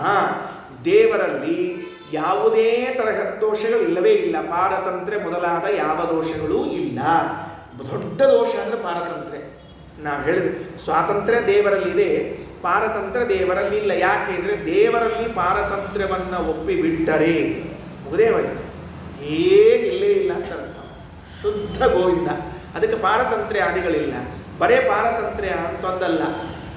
ಟೀಕಾಕೃತ್ನಾದರು ಅಲ್ಲಿಯೇ ತತ್ವಪ್ರಕಾಶಿಕಾದ ಮಂಗಳಾಚರಣದಲ್ಲಿ ಹೇಳುವಾಗ ಎರಡನೇ ಸಾಲಿನಲ್ಲಿ ಚಿಂತಾ ಸಂತಾಪ ಲೇಪೋದ್ಭವ ಪ್ರತಿಮುಖರ ಅಶೇಷ ದೋಷಾತಿ ದೂರಂ ಅಂತ ಹೇಳಿದ್ದ. ಆ ಅಶೇಷ ದೋಷಗಳು ಅನ್ನೋಲ್ಲಿ ಏನು ತಗೋಬೇಕು ಅಂತ ಯಾದವಾರರು ಅಸ್ವಾತಂತ್ರ್ಯವನ್ನು ತೋರಿಸಿಕೊಟ್ಟಿದ್ದಾರೆ. ದೇವರಿಗೆ ಚಿಂತೆ ಇಲ್ಲ, ದೇವರಿಗೇನಿಲ್ಲ ಚಿಂತೆ ಇಲ್ಲ, ಸಂತಾಪ ಇಲ್ಲ. ಆಮೇಲೆ ಚಿಂತಾ ಸಂತಾಪ ಲೇಪ. ಲೇಪ ಅಂದ್ರೆ ಪುಣ್ಯ ಪಾಪಗಳ ಸಂಬಂಧ ಇಲ್ಲರಿ. ದೇವರಿಗೆ ಪುಣ್ಯವೂ ಹತ್ತಂಗಿಲ್ಲ, ಪಾಪವೂ ಹತ್ತಂಗಿಲ್ಲ. ಇದೊಂದು ಚೂರು ವಿಚಿತ್ರದ ಇದೆ, ಇದು ತಿಳಿಯಂಗಿಲ್ಲ ನಮಗೆ. ನೋಡೋಣ ಮತ್ತೆ ಯಾವಾಗ ಸಿಕ್ಕಾಗ ಪ್ರಯತ್ನ ಮಾಡಿ. ದೊಡ್ಡ ವಿಷಯ ಇದು, ಸಬ್ಜೆಕ್ಟ್ ಸರಳ ಹೇಳ್ಬಿಡ್ತೀವಿ ನಾವು. ದೇವರಿಗೆ ಪುಣ್ಯ ಎಷ್ಟೋ ಮಂದಿಗೆ ಇದು ಕಲ್ಪನಾನೇ ಇಲ್ರಿ. ದೇವರಿಗೆ ಪುಣ್ಯ ಅದು ಅಂತ ತಿಳ್ಕೊಂಡ್ರೆ ಪಾಪ ಇಲ್ಲ ಅಂತ ಇಷ್ಟ ತಿಳ್ಕೊಂಡ್ರೆ ದೇವರಿಗೆ ಪಾಪ ಅವ್ನಿಗೇನು ಪಾಪ ಇಲ್ರಿ, ಪಾಪ ಅವ್ನಿಗೇನು ಪಾಪ ಇಲ್ಲ ಇಷ್ಟ. ಆದ್ರೆ ಪುಣ್ಯ ಅದು ಅಂತ ಕೆಲವರಿಗೆ ಕಲ್ಪನಾ. ದೇವರಿಗೆ ಪುಣ್ಯವೂ ಇಲ್ಲ ಪಾಪವೂ ಇಲ್ಲ, ಎರಡೂ ಲೇಪ ಇಲ್ಲ. ಚಿಂತಾ ಸಂತಾಪ ಲೇಪ ಉದ್ಭವ ಮೃತಿ ಮುಖರ ಅಶೇಷ ದೋಷ ಅಂತ ಹುಟ್ಟು ಸಾವು ಮೊದಲಾದ ಯಾವ ದೋಷಗಳು ಇಲ್ಲ. ಇದು ಎಲ್ಲಕ್ಕಿಂತಲೂ ಪ್ರಧಾನವಾದ ದೋಷ ಅಸ್ವಾತಂತ್ರ್ಯ. ಆ ಅಸ್ವಾತಂತ್ರ್ಯ ಅಂಬೋದು ಮೊದಲೇ ಇಲ್ಲ ಅನ್ನೋದನ್ನು ತಿಳಿಸಿಕೊಡ್ತಾ ಇದ್ದಾರೆ. ಇದರ ಮುಂದೆ ದೊಡ್ಡ ವಿಷಯ ಪ್ರಾರಂಭ ಆಗ್ತದೆ. ನಾಳೆ ಅದರ ವಿಚಾರವನ್ನು ಹೇಳ್ತೀನಿ. ಇವತ್ತು ಈಗ ಮುಕ್ತಾಯ ಮಾಡಿ ಒಂದು 10 ನಿಮಿಷ ಜ್ಯೇಷ್ಠ ಮಾಸದ ಮಹಿಮಾ ಹೇಳಬೇಕಾಗಿದೆ. ಅದಕ್ಕೆ ಇದರಲ್ಲೇ ಮುಗಿಸ್ತಾ ಇದ್ದೀನಿ. ನೆಕ್ಸ್ಟು 4ನೇ ವಾಕ್ಯ, ಅನಂತ ಅನಂತ ರೂಪೇಶು ಸ್ವಗತ ಅನಂತ ಗುಣಕ್ರಿಯಾರೂಪ ಭೇದ ವಿವರ್ಜಿತಾಯ ನಮಃ. ದೇವರಲ್ಲಿ ಏನೆಲ್ಲ ಇದೆಯೋ ಅಲ್ಲಿ ಯಾವ ಭೇದಗಳೂ ಇಲ್ಲ ಅಂತ ತಿಳಿದುಕೊಳ್ಳ್ರಿ ಅಂತ ಹೇಳಿದ್ದಾನೆ. ಇಲ್ಲಿಗೆ ಈ ವ್ಯಾಸಗದ್ಯದ ಒಂದು 4 ವಾಕ್ಯಗಳನ್ನು ಯಥಾಕಥಂಚಿತ್ ಹೇಳಿ ಮುಕ್ತಾಯ ಮಾಡಿದ್ದೇನೆ. 100 ವಾಕ್ಯಗಳಿರುವಂತಹದ್ದು. ಸ್ವಲ್ಪ ಮುಂದೆ ಹೋದ್ಮೇಲೆ 2 ದಿವಸ ಹೋದ್ಮೇಲೆ ಅಡ್ಜಸ್ಟ್ ಆಗ್ತದೆ, ನಾಳೆಯಿಂದ ಅಡ್ಜಸ್ಟ್ ಆಗ್ತದೆ. ಪ್ರಾರಂಭ ಇದ್ದರಿಂದ ಆಗಿದೆ ಅಂತ ತಿಳ್ಕೊಂಡ್ರಿ. ಇನ್ನು ಜ್ಯೇಷ್ಠ ಮಾಸದ ಮಹಿಮೆ, ಜ್ಯೇಷ್ಠ ಮಾಸ ನಡೀತಾ ಇದೆ. ನಮ್ಮ ಆನಂದಾಚಾರ್ಯ ಗುಡಿಯವರು ಪ್ರತಿ ತಿಂಗಳು ಈ ಮಾಸ ಮಹಾತ್ಮೆಯನ್ನು ಹೇಳಿಸ್ಬೇಕು ಅಂತ ತುಂಬ ಅಪರೂಪದ ಕೆಲಸ ಇದೆ. ಸಾಮಾನ್ಯವಾಗಿ ಮಾಸ ಮಹಾತ್ಮೆ ಯಾರು ಹೇಳೋ ಕೆಲಸ ಮಾಡಂಗಿಲ್ಲ. ಭಾಗವತ ಹೇಳಿಸ್ತಾರೆ, ಗೀತಾ ಹೇಳಿಸ್ತಾರೆ, ಮಹಾಭಾರತ ರಾಮಾಯಣ ಎಲ್ಲ ಆಗ್ಬಿಡ್ತಾವೆ. ಈ ಮಾಸ ಮಹಾತ್ಮೆ ನಿಜವಾಗ್ಲೂ ಹೇಳುವುದು ಕಷ್ಟದ. ಮತ್ತು ಅವ್ರು ಹೇಳಿಸ್ಲಿ, ಅವ್ರು ಒಳ್ಳೆ ಕೆಲಸ ಅದು ಹೇಳಿಸಿದ್ದು ಭಾಳ ಉತ್ತಮ. ಯಾಕಂದ್ರೆ ತೆಗೆಯಂಗಿಲ್ಲ, ನಾವು ಪುಸ್ತಕ ತೆಗೆಯಂಗಿಲ್ಲ. ಇದು ಜ್ಯೇಷ್ಠ ಮಾಸ ಮಹಿಮಾ ಭವಿಷ್ಯೋತ್ತರ ಪುರಾಣದಲ್ಲಿ ಬಂದಿರುವಂಥ, ಆ ಭವಿಷ್ಯೋತ್ತರ ಪುರಾಣದಲ್ಲಿ ಬಂದಿರುವಂತಹ ಮಹಿಮೆಯನ್ನು, ಜ್ಯೇಷ್ಠ ಮಾಸದ ಮಹಿಮೆಯನ್ನು ಹೇಳ್ತಾರೆ. ಸಾಮಾನ್ಯ ಎಲ್ಲ ಮಾಸದಾಗೂ ಬರೋದೇನು ಗೊತ್ತೇನ್ರಿ? ಸ್ನಾನ, ದಾನ. ಸ್ನಾನ ದಾನ ಇವೆರಡು ಇದ್ದೇ ಇರ್ತಾವೆ. ಆಮೇಲೆ ಯಜ್ಞ ಯಾಗಗಳು ಇವು ತಪ್ಪಿಸೋಂಗಿಲ್ಲ. ತೀರ್ಥಕ್ಷೇತ್ರ ಯಾತ್ರೆ ಇವು ತಪ್ಪಿಸೋಂಗಿಲ್ಲ, ಎಲ್ಲ ಇದ್ದೇ ಇರ್ತಾವೆ. ಈ ಜ್ಯೇಷ್ಠ ಮಾಸದೊಳಗೆ ಇದು 30 ಅಧ್ಯಾಯ ಇದ್ರಿ. ಮತ್ತು ಜ್ಯೇಷ್ಠ ಮಾಸ ಮಹಿಮಾ ಎಂತದಂದ್ರೆ 30 ಅಧ್ಯಾಯ. ದಿವ್ಸಕ್ಕೆ 4 ಅಧ್ಯಾಯ ಹೇಳಬೇಕು ಅಂದ್ರೆ 7 ದಿವಸಕ್ಕೆ ಮುಗೀತದೆ. ಮತ್ತು ಇದು ಸದ್ಯಕ್ಕೆ ಅದಕ್ಕೆ ಇವತ್ತು 1-2 ಅಧ್ಯಾಯ ಹೇಳೋಣಂತೆ. ಇದು ಯಾರಿಬ್ಬರ ಮಧ್ಯದಲ್ಲಿ ನಡೆದಿರುವಂತಹ ಸಂವಾದ ಅಂತಂದರೆ ಷಣ್ಮುಖನಿಗೂ ಋಷಿಗಳಿಗೂ ಮಧ್ಯದಲ್ಲಿ ನಡೆದಿರುವಂತಹ ಸಂವಾದ ಅಂತ ಹೇಳ್ತಾರೆ. ಮಾಹಾತ್ಮ್ಯಂ ತಥಾಪಿ ಮನಸಃ ತೃಪ್ತಿಂ ನ ಗಚ್ಛಾಮ ಷಡಾನನ. ಷಣ್ಮುಖನೇ, ನೀನು ಹೇಳಿದ್ದನ್ನೆಲ್ಲ ಕೇಳಿದ್ದೇವೆ, ಆದರೂ ಇನ್ನೂ ತೃಪ್ತಿ ಆಗ್ತಿಲ್ಲ. ಅದಕ್ಕೆ ದಯಮಾಡಿ ನಮಗೆ ಜ್ಯೇಷ್ಠ ಮಾಸದ ಮಹಿಮೆಯನ್ನು ತಿಳಿಸಿಕೊಡು ಅಂತ ಹೇಳ್ತಾ ಇದ್ದಾರೆ. ಆಯಿತು ಅಂತ ಜ್ಯೇಷ್ಠ ಮಾಸದ ಮಹಿಮೆಯನ್ನು ಹೇಳ್ತಾ ಬರ್ತಾರೆ. ಈ ಜ್ಯೇಷ್ಠ ಮಾಸದಲ್ಲೂ ಕೂಡ ಜಲದಾನಕ್ಕೆ ಬಹಳ ಮಹತ್ವ ಹೇಳ್ತಾರೆ. ಚೈತ್ರ ವೈಶಾಖದಲ್ಲಿ ಜಲದಾನ ಕರೆಕ್ಟು. ಜ್ಯೇಷ್ಠದಾಗ ಯಾಕೆ ಮಾಡ್ತಾರೆ ಅಂದ್ರೆ ಒಟ್ಟೇನು ಅಂದರೆ ಮನುಷ್ಯ ಪ್ರಾಣಿ ಮಾತ್ರನಿಗೆ ಬೇಕಾಗಿರುವಂತಹ ಅನ್ನ ಜಲ ಇವುಗಳನ್ನು ಎಲ್ಲ ತಿಂಗಳಲ್ಲೂ ಕೊಡಬೇಕು ಅಂತ ಅರ್ಥ. ಚೈತ್ರ ಮಾಸದಾಗ ಮಾತ್ರ ನೀರು ಕೊಡೋದು, ವೈಶಾಖದಾಗ ನೀರು ಕೊಡೋಂಗಿಲ್ಲ, ಅಥವಾ ಚೈತ್ರ ವೈಶಾಖದಾಗ ಮಾತ್ರ ನೀರು ಕೊಡೋದು, ಉಳಿದು ಹತ್ತಿನಾಗ ಇಲ್ಲ ಅಂತ ಹಿಂಗೆ ಅನ್ಕೋಬೇಡ್ರಿ. ಪ್ರತಿ ತಿಂಗಳಲ್ಲೂ ಕೂಡ ಜಲದಾನವನ್ನು ಅನ್ನದಾನವನ್ನು ಹೇಳಿದ್ದಾರೆ. ಜ್ಯೇಷ್ಠ ಮಾಸದಲ್ಲಿ ಮೊಸರನ್ನಕ್ಕೆ ಬಹಳ ಪ್ರಾಶಸ್ತ್ಯ ಕೊಟ್ಟಾರೆ. ದಧ್ಯನ್ನ ಅಂತ ಹೇಳ್ತಾರೆ. ಮೊಸರು ಅನ್ನವನ್ನು ದಾನ ಮಾಡಿದರೆ ಅದನ್ನು ಮನೆಯಾಗ ಮಾಡಬೇಕು ಅಂತ ಅರ್ಥದಕ್ಕೆ ಮನೆಯೊಳಗೆ ಚೆಂದಾಗಿ ಅನ್ನ ಮಾಡಿ ದೇವ್ರ ವೈಷ್ಣವ ಮಾಡಿ ಆಮೇಲೆ ಅದಕ್ಕೆ ಮೊಸರನ್ನ ಮಾಡ್ಬೇಕು ಹೆಂಗೆ ಅಂತಂದು ಟೈಪ್ಸ್ ಅವ, ವೆರೈಟಿಗಳವ. ನನಗೆ ಆಮೇಲೆ ಬೆಟ್ಟ ಕೇಳ್ರಿ. ಅಂದ್ರೆ ಈ ಪುರಾಣದಾಗ ಹೇಳೋಂಗಿಲ್ಲ, ಅದಕ್ಕೆ ಪ್ರತ್ಯೇಕ ಚಾರ್ಜ್ ಮಾಡ್ತೀನಿ. ನಾ ಪ್ರವಚನದಾಗ ಹೇಳೋಂಗಿಲ್ಲ ಅದನ್ನೆಲ್ಲ. ಅದಕ್ಕೆ ಅದನ್ನು ಆಮೇಲೆ ಹೇಳ್ತೀನಿ. ಇನ್ನು ಸುಮ್ಮನೆ ಏನೋ ನೀರನ್ನ ಕಲಿಸಿ ಮಜ್ಜಿಗೆಯನ್ನು ಮಾಡಿ ಅದನ್ನು ಮಾಡೋದಲ್ಲ. ಅದು ದಧ್ಯನ್ನ ಅಂದರೆ ಅಕ್ಷರಶಃ ದಧ್ಯನ್ನ ಇರಬೇಕ್ರಿ. ನಮ್ಮಲ್ಲಿ ಜಾಸ್ತಿ ಮಾಡ್ತಿರ್ತಾರೆ. ಏನು ಅಂದ್ರೆ ಮೊಸರು ಅವಲಕ್ಕಿಯೋ ಅವಲಕ್ಕಿ ಮೊಸರು ಅಂತ ಅಂತಿರ್ತಾರೆ. ಮೊಸರು ಅವಲಕ್ಕಿಯೋ ಅವಲಕ್ಕಿ ಮೊಸರು ಏನು ವ್ಯತ್ಯಾಸ ರೀ? ಸರಿ, ಎರಡೂ ಒಂದೇ ಅಲ್ಲ. ಅಂದ್ರೆ ಅವಲಕ್ಕಿ ಮೊಸರು ಅಂದ್ರೆ ಅವಲಕ್ಕಿ ಹೆಚ್ಚಿಗೆ ಹಾಕಿ ಮೊಸರು ಕಡಿಮೆ ಹಾಕ್ಬೋದು. ಮೊಸರು ಅವಲಕ್ಕಿ ಅಂದರೆ ಮೊಸರು ಹೆಚ್ಚಿಗೆ ಹಾಕಿ ಅವಲಕ್ಕಿ ಕಡಿಮೆ ಹಾಕ್ಬೋದು ಅಂತ ಅರ್ಥ. ಅದಕ್ಕೆ ದಧ್ಯನ್ನ ಅಂಬೋದಕ್ಕೆ ಹೆಂಗಿರಬೇಕು? ದದಿ ಹೆಚ್ಚಿದ್ದು ಅನ್ನ ಕಡಿಮೆ ಇರಬೇಕು, ಅಂಥದ್ದು ಕೊಡಬೇಕು ಅಂತ ವೃತ್ತ ಹೇಳಿದ್ದಾರೆ. ಇಲ್ಲಿ ನೀರಿನ ದಾನದ ಬಗ್ಗೆ ಒಂದು ಮಾತು ಹೇಳ್ತಾರೆ. ಹೆಂಗಿರ್ತದೆ ನೋಡ್ರಿ. ಜಲದಾನವನ್ನು ಮಾಡದೇ ಹೋದರೆ ಎಂತಹ ಘೋರ ಅಂತ ತಿಳಿಸಿಕೊಟ್ಟಿದ್ದಾರೆ. ಒಬ್ಬ ತ್ರೇತಾಯುಗದ ಕೊನೆಯಲ್ಲಿ ಮಾಹಿಷ್ಮತಿ ಅಂತ ಊರಂತೆ. ಪುರಾ ತ್ರೇತಾಯುಗಸ್ಯಾಂತೆ ಮಾಹಿಷ್ಮತ್ಯಾಂ ದ್ವಿಜೋತ್ತಮ ಸುಮಂತುರ್ನಾಮ ಧರ್ಮಾತ್ಮ. ಸುಮಂತು ಅಂತ ಒಬ್ಬ ಬ್ರಾಹ್ಮಣ ಇದ್ದಂತೆ. ಅವನ ಹೆಸರು, ಹೆಂಡತಿ ಹೆಸರು ಗುಣವತಿ ಅಂತ, ದೇವಶರ್ಮ ಅಂತ ಒಬ್ಬ ಮಗ ಇದ್ದ. ಇವನು ಒಳ್ಳೆ ಬ್ರಾಹ್ಮಣ, ಏನು ಸಮಸ್ಯೆ ಇಲ್ಲ. ಒಂದು ದಿವಸ ಸಂಚಾರ ಮಾಡ್ತಾ ಮಾಡ್ತಾ ಬಂದು ಒಂದು ಕೆರಿ ದಂಡಿರ್ಬೇಕ್ರಿ, ಅದು ಸಹ ಕದಾಚಿತ್ ದೈವಯೋಗಿನ ಸಮಿಧಾರ್ಥಮ್ಮ ನಮ್ಗತಃ ಸಮಿತ್ತು ತರಬೇಕು ಅಂತ ಕಾಡಿಗೆ ಹೋಗಿದ್ದಾನೆ. ಸಮಿತ್ತು ತಗೊಂಡ. ಕಾಡಿನಲ್ಲಿ ಬಿಸಿಲು ಭಾಳ ಆಗಿತ್ತಂತ, ಇನ್ನೂ ಗ್ರೀಷ್ಮ ಋತು ಇಳಿದಿದ್ದಿಲ್ಲ, ಬಿಸಿಲು ಭಾಳ ಆಗಿತ್ತು. ಚೈತ್ರ ವೈಶಾಖದ ಗ್ರೀಷ್ಮ ಮುಗೀತು, ಇನ್ನು ಮುಂದಿನ ಶುರು ಆಗಬೇಕು, ಸ್ವಲ್ಪ ಇನ್ನೂ ಪ್ರಾಯ ಝಳಕ್ಕೆ ಇದ್ದಿರಬೇಕು. ತಾಪ ಭಾಳ ಆಗ್ಯದ ಅಂತ ತಿಳ್ಕೊಂಡು ಹೇಳಿ ಅಲ್ಲೊಂದು ಕೆರೆ, ಅದು ನೀರು ಕುಡ್ದ, ಚಲೋ ನೀರು ಕೆರೆ ಕುಡ್ದ. ನಿಂತು ಬಂದ್ಬಿಡ್ತೀವೋ ಅಲ್ಲೇ ಸಮಿತಿ ಇಟ್ಕೊಂಡು ಮಲ್ಕೊಂಡ್ಬಿಟ್ಟಂತ. ಮಲ್ಕೊಂಡ ಮುಗಿದು ಹೊತ್ತು ಮಲ್ಕೊಂಡ್ರೆ ಏನಾತ್ರಿ, ನಿತ್ಯದಲ್ಲಿ ಪ್ರಾಣಿಗಳು, ಕಾಡಿನಲ್ಲಿದ್ದ ಪ್ರಾಣಿಗಳು ನೀರು ಕುಡ್ಲಿಕ್ಕೆ ಬರ್ಬೇಕಂತ ಬಂದ್ಬಿಟ್ಟು ಎಲ್ಲ ಪ್ರಾಣಿಗಳು.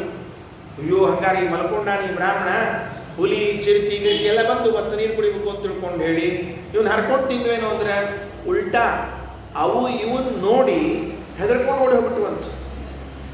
ಏನು ವೇದವ್ಯಾಸ ದೇವರಿಗೆ ಏನು ಸೂಚನೆ ಮಾಡಬೇಕಾಗಿದೆ, ಆ ಪ್ರಾಣಿಗಳೆಲ್ಲವೂ ನೀರು ಕುಡಿಲಿಕ್ಕೆ ಬಂದಾಗ ಈ ಬ್ರಾಹ್ಮಣ ಅಡ್ಡಾದ. ಇಷ್ಟೇ ಬೇಕಾಗಿದೆ ನಮಗೆ. ಜಲದಾನದ ಮಹಿಮ ಹೆಂಗೆ ತಿಳಿಸ್ಲಿಕ್ಕೆ ಹೊರಟಾರ ಅಂದ್ರೆ, ನೀವು ನೀರು ಕೊಡ್ತಿರೋ ಬಿಡ್ತಿರೋ ಅವರಿಗೆ ಅವ್ರು ನೀರು ಕುಡಿಯೋ ಕಾಲಕ್ಕೆ ನೀವು ಅಡ್ಡ ಆಗ್ಬೇಡ್ರಿ, ಇಷ್ಟು ತಿಳ್ಕೊಡ್ರಿ. ಮೊದಲೇ ಮಲ್ಕೊಂಡ್ಬಿಟ್ಟ. ವೃಕ್ಷಛಾಯಾಂ ಸಮಾಶ್ರಿತ್ಯ ಜಲರಾಶಿ ಸಮೀಪಗ ಪೀತ್ವಾ ಜಲಂ ಸಮಾವಿಷ್ಟೋ ಸುಶ್ವಾಪ ಜಲಸನ್ನಿಧೌ ಮಲಗಿಬಿಟ್ಟಿದ್ದಾನೆ. ಅಯ್ಯೋ ತದ್ಭಯಾತ್ ವನಸ್ಥಾಯೇ ಮೃಗ ಪಕ್ಷಿಗಳಾದಯ. ಅವನ ಭಯದಿಂದ ಮೃಗ ಪಕ್ಷಿಗಳೆಲ್ಲವೂ ಕೂಡ ಮಾಡಲೇ ಇಲ್ಲ, ನಿದ್ದೆ ಆಯಿತು. ಅವನ ಪಡಿಗೆ ಮನೆಗೆ ಹೋಗ್ಬಿಟ್ಟ. ಅವ್ನು ಗೊತ್ತೇ ಇಲ್ಲದೇನೋ. ಕಾಲಾಂತರದಲ್ಲಿ ಇವನು ಮರಣ ಹೊಂದಿದಾಗ ಇವನಿಗೆ ಏನು ದೋಷ ಬಂತು ಅಂದರೆ ನರಕಕ್ಕೆ ಹೋಗ್ಬೇಕಾಯ್ತಂತೆ. ಯಾಕ್ರಿ ಏನೂ ಮಾಡಲಾರ ನರಕಕ್ಕೆ ಯಾಕೆ ಹೋದ ಅಂದರೆ, ನೀರು ಕುಡಿಲಿಕ್ಕೆ ಬರಬೇಕಾದ ಪ್ರಾಣಿಗಳು ಇವನನ್ನು ನೋಡಿ ಭಯಗೊಂಡು ನೀರು ಕುಡಿಯದೆ ಹೊರಟು ಹೋದವಲ್ಲ, ಆ ಪಾಪದಿಂದ ಈತ ನರಕ ಹೊಂದಿದ್ದಂತೆ. ಮುಂದೆ ಕೊನೆಗೆ ಚಾತಕ ಪಕ್ಷಿಯಾಗಿ ಹುಟ್ಟಿದ್ದಂತೆ ಕೊನೆ ಜನ್ಮದಲ್ಲಿ. ಎಷ್ಟು ದಿವಸ ನರಕದಾಗಿದ್ದೋ ಗೊತ್ತಿಲ್ಲ. ಪ್ರಾಯ ಒಳ್ಳೆ ಜೀವಿ, ಸ್ವಲ್ಪ ದಿವಸದಲ್ಲಿ ನರಕಕ್ಕೆ ಬಂದಿರಬೇಕು, ನರಕದಿಂದ ಒಳಗೆ ಬಂದಿರಬೇಕು. ಚಾತಕ ಪಕ್ಷಿಯಾದವನು ಸ್ಮರಣೆ ಬಂತಂತವ್ನು, ನಾ ಯಾಕೆ ಹಿಂಗಾದೆ ಅಂತ. ಅಯ್ಯೋ ಅವತ್ತಿನ ದಿವಸ ನಾ ಮಲಗಬಾರ್ದಾಗಿತ್ತು, ಮಲಗಿ ತಪ್ಪು ಮಾಡಿದೆ ಅಂತ. ಈ ಚಾತಕ ಪಕ್ಷಿ ಎಂಬುದು ದಿವಸ ನೀರು ಕುಡಿಯಂಗಿಲ್ರಿ ಅದು. ರೇ ರೇ ಚಾತಕ ಸಾವಧಾನ ವನಸ ಮಿತ್ರಕ್ಷಣಂ ಶ್ರೂಯತಾ. ಚಾತಕ ಪಕ್ಷಿ ಒಂದು ಶ್ಲೋಕ ಬರೆದಿದ್ದ ಪುಣ್ಯಾತ್ಮ. ಅದು ವರ್ಷಕ್ಕೊಂದೇ ಸರ್ತಿ ಮಳೆ ಬಂದಾಗ ಮಾತ್ರ ಅಂತ ಬಾಯಿ ತಕ್ಕೊಂಡು ನೀರು ಕುಡಿಯೋದವೆಲ್ಲ. ಹಿಂಗಾಗಿ ಅದು ನೀರು ಕುಡಿದಿದ್ದಿಲ್ಲ. ಪ್ರಾಯಶಃ ಅದು ಜಲದಾನ ಮಾಡಲಿಕ್ಕೆ ಕಾಣಿಸ್ತದೆ, ಅದಕ್ಕೆ ಹಂಗಾಗಿರೋದು ಪಕ್ಷಿ. ಅದು ಎಲ್ಲಿ ಬಂದ ಅಂದರೆ, ಸರಿಯಾಗಿ ತನ್ನ ಮಗ, ಅವ ದೇವಶರ್ಮ ಬ್ರಾಹ್ಮಣ, ಅವ ಯಾವ ಒಂದು ಆಶ್ರಮ ಕಟ್ಕೊಂಡು ಇದ್ದಲ್ಲ, ತನ್ನದು ಮನೆ ಗೂಡು, ಅಲ್ಲೇ ಬಂದು ಒಂದು ಗಿಡದಾಗ ಈ ಗಂಡ ಮತ್ತು ಹೆಂಡತಿ ಇಬ್ರು ಪಕ್ಷಿಯಾಗಿ ಬಂದು ಕೂತ್ಕೊಂಡ್ರಂತ. ಹೋಗ ನೀರಿಲ್ಲ, ಒದ್ದಾಡ್ಲಿಕ್ಕತ್ತಾವ. ಮಗ ಇದ್ದಾನ, ಅವನಿಗೆ ಸೂಚನೆ ಮಾಡಬೇಕು ಅಂತ ಒದರಿ ಹಾಕ್ತಾವಂತ. ಅವರ ನೆಮ್ಮದಿ ಇಲ್ಲ, ಇದು ಮಲ್ಕೊಳ್ಳಿ ಬಿಡುವುದಾಗಿ ಈ ಪ್ರಾಣಿಗಳು ಅಂತ ಗಿಡ ಕೆಡವಿ ಸುಟ್ಟು ಹಾಕಬೇಕು, ಈ ಪ್ರಾಣಿಗಳು ಓಡಿ ಹೋಗ್ಲಿ ಅಂತ ಹಾಕಿದ್ದಂತೆ. ಕೊನೆಗೆ ಒಂದು ದಿವಸ ಬೆಂಕಿ ಹಚ್ಚಿದಾಗ ಕೆಳಗೆ ಬಿದ್ದು ಅಂತ ಎರಡು ಪಕ್ಷಿಗಳು ಬಿದ್ದು ತಾವು ಮಾತಾಡಿಕೊಳ್ಳಿಕ್ಕೆ ಹತ್ತದ್ದು ಇವು ಕೇಳಿಸ್ತಂತ. ನೋಡ ನಮ್ಮ ಮಗ ಸದ್ಯಕ್ಕೆ ನಮ್ಮನ್ನು ಗುರುತಿಸೋಲ್ಲಾಗ್ಯಾನ, ನಮ್ಮ ಪರಿಸ್ಥಿತಿ ಹಿಂಗಾಗ್ಯದ, ನಾವು ನೀರು ಕೊಡ್ಲಾದ ಪಾಪಕ್ಕೆ ಹಿಂಗಾಗೀವಿ ಅಂತಂದಂತ. ಅವ್ನು ಗಾಬರಿ ಅಂತ. ಅಯ್ಯೋ ನಮ್ಮ ಅಪ್ಪ ಅಮ್ಮನ ಹುಟ್ಟಿ ಬಂದಾರ ಇವರು ಅಂತ ಹೇಳಿ ಆ ಊರಿನಲ್ಲಿದ್ದ ಹಿರಿಯರನ್ನ ಕೇಳಿದ್ದಂತ. ನಮ್ಮ ತಂದೆ ತಾಯಿ ಹಿಂಗೆ ಜಲದಾನ ಮಾಡ್ಲಾರ್ದು ಹಿಂಗಾಗ್ಯಾರ, ಅದಕ್ಕೆ ಏನು ಮಾಡಬೇಕು ಅಂತ. ಏನು ಚಿಂತೆ ಮಾಡಬೇಡ, ಎಲ್ಲಿ ಜನ ಪ್ರಯಾಣ ಮಾಡಿ ಹೋಗ್ತಿರ್ತಾರಲ್ಲ ಆ ದಾರಿಯಲ್ಲಿ ಅರವಟ್ಟಿಗೆಗಳನ್ನು ಕಟ್ಟಿಸು.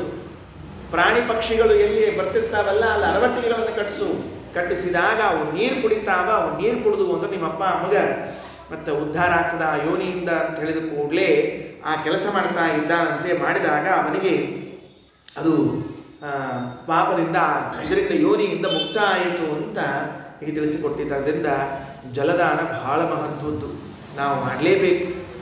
ಇದಾದ ಮೇಲೆ ದಧ್ಯನದ ಪ್ರಸಂಗವನ್ನು ಹೇಳ್ತಾ ಇದ್ದಾರೆ. ಒಬ್ಬ ವಿಪ್ರೋಭೂತ್ ಗೌತಮೋ ಅಧಮ, ಗೌತಮ ಬ್ರಾಹ್ಮಣ ಅಂತ ಒಬ್ಬ ಬ್ರಾಹ್ಮಣ ಇದ್ದಂತ. ಬಹಳ ಅಧಮ. ಯಾಕೆ ಅಧಮ ಅಂದರೆ, ಬ್ರಾಹ್ಮಣನಾಗಿದ್ದು ಏನು ಮಾಡಬಾರ್ದಾಗಿತ್ತು ಎಲ್ಲ ಮಾಡ್ಲಿಕ್ಕೆ ಶುರು ಮಾಡಿದ್ದಾನಂತ. ಕೆಟ್ಟ ಹೇಳ್ಯಾರ ಶಬ್ದಗಳು. ಅವ ಮೊದಲಿಗೆ ಕುಟುಂಬ ಪೋಷಣೆ ಮಾಡಬೇಕು ಅಂತ ತಿಳ್ಕೊಂಡು ಶುದ್ಧನೋ ಅಶುದ್ಧನೋ, ತಿನ್ನಬೇಕೋ ಬೇಡವೋ, ಅನ್ನವೋ ಮೊದಲೊಂದು ಯಾವುದನ್ನು ನೋಡ್ಲಿಲ್ವಂತೆ. ಎಲ್ಲಿ ಅನ್ನ ಸಿಗ್ತಿತ್ತೋ ಅನ್ನ ತಿಂತಿದ್ದಂತೆ. ಕೊನೆಗೆ ಏನು ಪರಿಸ್ಥಿತಿ ಬಂತು ಅಂದರೆ, ಕುಟುಂಬ ಪೋಷಣೆಯನ್ನು ಮಾಡಬೇಕು ಅಂತ ಇಟ್ಕೊಂಡು ಕಳ್ಳತನಕ್ಕೆ ಇಳಿದ್ಬಿಟ್ನಂತೆ. ಕಳ್ಳತನ ಮಾಡ್ತಾ ಇರುವಾಗ ನೋಡ್ರಿ, ಕೊನೆಗೊಂದು ದಿವಸ ಏನಾಯಿತು ಅಂದರೆ, ಇವನು ಬಲಿಬುಕ್ ಅಂದರೆ ಈ ನಾಯಿ ಬೆಕ್ಕು ಹೆಂಗೆ ಇನ್ನೊಬ್ಬರು ಎಂಜಲ ತಿನ್ಕೊಂಡು ಬದುಕ್ತಾವಲ್ಲ ಆ ಸ್ಥಿತಿ ಬಂದಂತೆ ಅನ್ಸಿದೆ. ಎಲ್ಲೋ ತಿಪ್ಪಿಯೊಳಗಿಂದ ಆಶ್ರಮ ತಿನ್ನೋದು, ಎಂಜಲಲ್ಲಿ ತಿನ್ನೋದು, ಏನು ಪಾಪ ಮಾಡಿದ್ನೋ ಗೊತ್ತಿಲ್ಲ ಅವನು, ಅಂಥ ಸ್ಥಿತಿ ಬಂದು ಹೋತು. ನನಗೆ ಸುಮಾರು 20-22 ವರ್ಷದ ಹಿಂದೆ ಈ ಕ್ಷಣ ನೆನಪಾಯಿತು. ಚಿತ್ರ ನೋಡ್ರಿ, ದೇವ ಏನು ನೆನಪಾಣಿಸೋದು ಗೊತ್ತಿಲ್ಲ. ನಮ್ಮ ಸ್ವಾಮಿಗಳು ರಘುಪ್ರಿಯ ತೀರ್ಥರ ಜೊತೆಗೆ ನಾನು ಸಂಚಾರಕ್ಕೆ ಹೋಗಿದ್ದೆ. ಹೊನ್ನಾಳಿ ಅಂತ ಒಂದು ಊರು. ಆ ಹೊನ್ನಾಳಿಯಲ್ಲಿ ಒಬ್ಬರ ಮನೆ ಭಿಕ್ಷೆ. ಆ ಭಿಕ್ಷೆ ಇದ್ದಾಗ ಅಲ್ಲಿ ನಮ್ದೆಲ್ಲ ಊಟ ಆಯಿತು. ಊಟ ಆದಮೇಲೆ ಎಲ್ಲ ಎಲೆ ತಗೊಂಡು ಹೋಗಿ ಒಂದು ತಿಪ್ಪಿಲಿ ಹಾಕಿ ರಾತ್ರಿ ಇದು ದೃಶ್ಯ ಇದು ನೆನಪಿದೆ. ಆ ಊರಿನಲ್ಲಿ ಒಬ್ಬ ಹುಚ್ಚ. ಆ ಹುಚ್ಚ ಏನಿದ್ದ ಅಂದರೆ ಈ ತಿಪ್ಪಿಯೊಳಗಿದ್ದದನ್ನೆಲ್ಲ ಆರಿಸ್ಕೊಂಡು ತಿಂತಿದ್ದ. ವಿಚಿತ್ರ ಏನು ಗೊತ್ತೇನ್ರಿ, ತಿಂತಿದ್ದಾಗ ತಿನ್ಲಿಕ್ಕಲ್ಲ ಅವನಿಗೆ, ಅನ್ನ ನೋಡಿದ ಕೂಡಲೇ ಹುಚ್ಚು ಹೆಚ್ಚಾಗ್ತಿತ್ತು ಅವನಿಗೆ, ಕೂಗ್ಲಿಕ್ಕೆ ಶುರು ಮಾಡ್ತಿದ್ದ. ಅಂದರೆ ಅನ್ನ ಕಂಡ್ರೆ ದ್ವೇಷ ಬರುವಂಥ ಪಾಪ ಮಾಡಿದ್ದ. ಏನು ಆಶ್ಚರ್ಯ, ವಿಚಿತ್ರ ನೋಡಿ ಇವತ್ತಿಗೂ ದೃಶ್ಯ ಅದು ಕಣ್ಣಿಗೆ ಕಟ್ಟಿದಂತೀವಿ. ಒದರ್ತಾನೆ, ಎಲೆ ಎದುರ್ತಾನೆ, ಬಿಸಾಕ್ತಾನೆ, ಅವನೆಲ್ಲ ಹಂಗಾಗಿತ್ತು. ಹಾಗೆ ಇಲ್ಲಿ ಒಂದು ಪ್ರಸಂಗ ಆಯಿತು. ಅವನೇನು ಮಾಡಿದ, ಕೊನೆಗಿನ್ನ ಎಲ್ಲ ಎಂಜಲೆಲ್ಲ ತಿನ್ನಬೇಕು. ಯಾರೋ ಊಟ ಮಾಡಿದ್ದು, ಬ್ರಾಹ್ಮಣರು ಊಟ ಮಾಡಿರುವಂಥ ಎಲೆ ಇತ್ತಂತೆ, ಅದರಲ್ಲಿ ಯಾರೋ ಒಂದಿಷ್ಟು ಅನ್ನ ಮೊಸರನ್ನು ಚೆಲ್ಲಿದ್ರಂತೆ. ಅವಂದ ಅವನ ಜೊತೆಗೆ ಇವನ ಜೊತೆಗೆ ತಿನ್ನಬೇಕು ಅಂತ ನಾಯಿಗಳು ಬೆಕ್ಕುಗಳೆಲ್ಲ ಬಂದುವಂತೆ. ಭಾರಿ ವಿಚಿತ್ರ. ಅವ್ರಿಗೇನು ಬುದ್ಧಿ ಬಂತೋ ಏನೋ, ನಾನು ತಿಂದಿರ್ತೀನಿ ಪಾಪ ಇವು ತಿನ್ನಲಿ ಅಂತ ತಿಳ್ಕೊಂಡು ಹೇಳಿ ತನಗಿರುವಂತಹ ಆ ದಧ್ಯನ್ನವನ್ನು ಅವುಗಳಿಗೆ ಸರಿಸಿದಂತಷ್ಟೇ. ಅವು ತಿಂದು ಅಲ್ಲೇ ಬಿದ್ದು ನೀರು ಕುಡಿದು ಹೋದುವಂತು. ಆಮೇಲೆ ಇವ ಏನು ಓದಿತ್ತು ಅದು ತಿನ್ಕೊಂಡ ಸತ್ತ ಮೇಲೆ ಇವ ಮಾಡಿದ ಕಳ್ಳತನ ಮೊದಲಾದ ಶಿಕ್ಷೆಗಳಿಗೆ ಪಾಪಕ್ಕೆ ಏನಾಗಬೇಕಾಗಿತ್ತು, ಯಮದೂತರು ಬಂದ್ರಂತೆ. ಜ್ಯೇಷ್ಠ ಮಾಸದ ಹಿಮ ಹೇಳೋ ಭವಿಷ್ಯತ್ ಪ್ರಾಣದ್ದು ಬಂದರೆ ಯಮದೂತರು ಹೊತ್ಕೊಂಡು ಹೋಗುವ ಕಾಲದಲ್ಲಿ ವಿಷ್ಣುದೂತರು ಬಂದ್ರಂತೆ. ನೀವೇನು ಹೊತ್ಕೊಂಡು ಹೋಗೋದು ಸರಿ ಅಂತ ತಿಳ್ಕೊಂಡು ಹೇಳಿ ನಮ್ಮ ಕಡೆ ಬರಬೇಕು ಅಂತ ಹೇಳ್ಕೊಂಡು ಹೊಂಟಿದ್ರಂತೆ. ಇವರು ಒಂದ್ಸಲ ಅಜಾಮಿನ ಪ್ರಸಂಗ ಆಗಿದ್ವಿ ಅವರಿಗೆಲ್ಲ ಯಮದೂತರಿಗೆ. ಹಗಲೆಲ್ಲ ಹಿಂಗೆ ಕೇಸ್ ಕ್ಯಾನ್ಸಲ್ ಆಗೋದು ಬೇಡ ಅಂತ ಸೀದಾ ಯಮದೇವ್ರಿಗೆ ಹೇಳ್ಬಿಟ್ರಂತೆ, ಸ್ವಾಮಿ ಇವೇನು ಸಾಯೋ ಕಾಲಕ್ಕೆ ನಾರಾಯಣ ಅಂದಿಲ್ಲ, ಕೃಷ್ಣ ಅಂದಿಲ್ಲ, ಮುಕುಂದ ಅಂದಿಲ್ಲ, ಈ ವಿಷ್ಣುದೂತರು ಬಂದು ತೊಗೊಂಡು ಹೋಗ್ಲಿಕ್ಕತ್ತಾರ, ಇವ್ರು ಹಗಲೆಲ್ಲ ಕಾರ್ಬಾರ್ ಮಾಡ್ಲಿಕ್ಕೆ ಸ್ವಲ್ಪ ನೋಡಿ ನೀವು ಅಂತ ಹೇಳಂತ. ಯಮದೇವರು ಬಂದು ವಿಷ್ಣುದೂತರಿಗೆ ಹೊಡೆದು ಬಿಟ್ರಂತೆ. ಸುಮ್ಮನೆ ಅಂದರೆ ಇದೆಲ್ಲ ಅರ್ಥವಾದ ಅಂತ ತಿಳ್ಕೊಳ್ಬೇಕು. ಪುರಾಣಗಳಲ್ಲಿ ಬರುವಂಥ ಮುಖ್ಯ ಏನು ತಾತ್ಪರ್ಯ, ಮೊಸರು ಅನ್ನದಾನ ಮಾಡಬೇಕು ಅನ್ನೋದು ತಾತ್ಪರ್ಯ. ಯಮದೇವರು ಹೊಡೆದ್ರಂತೆ.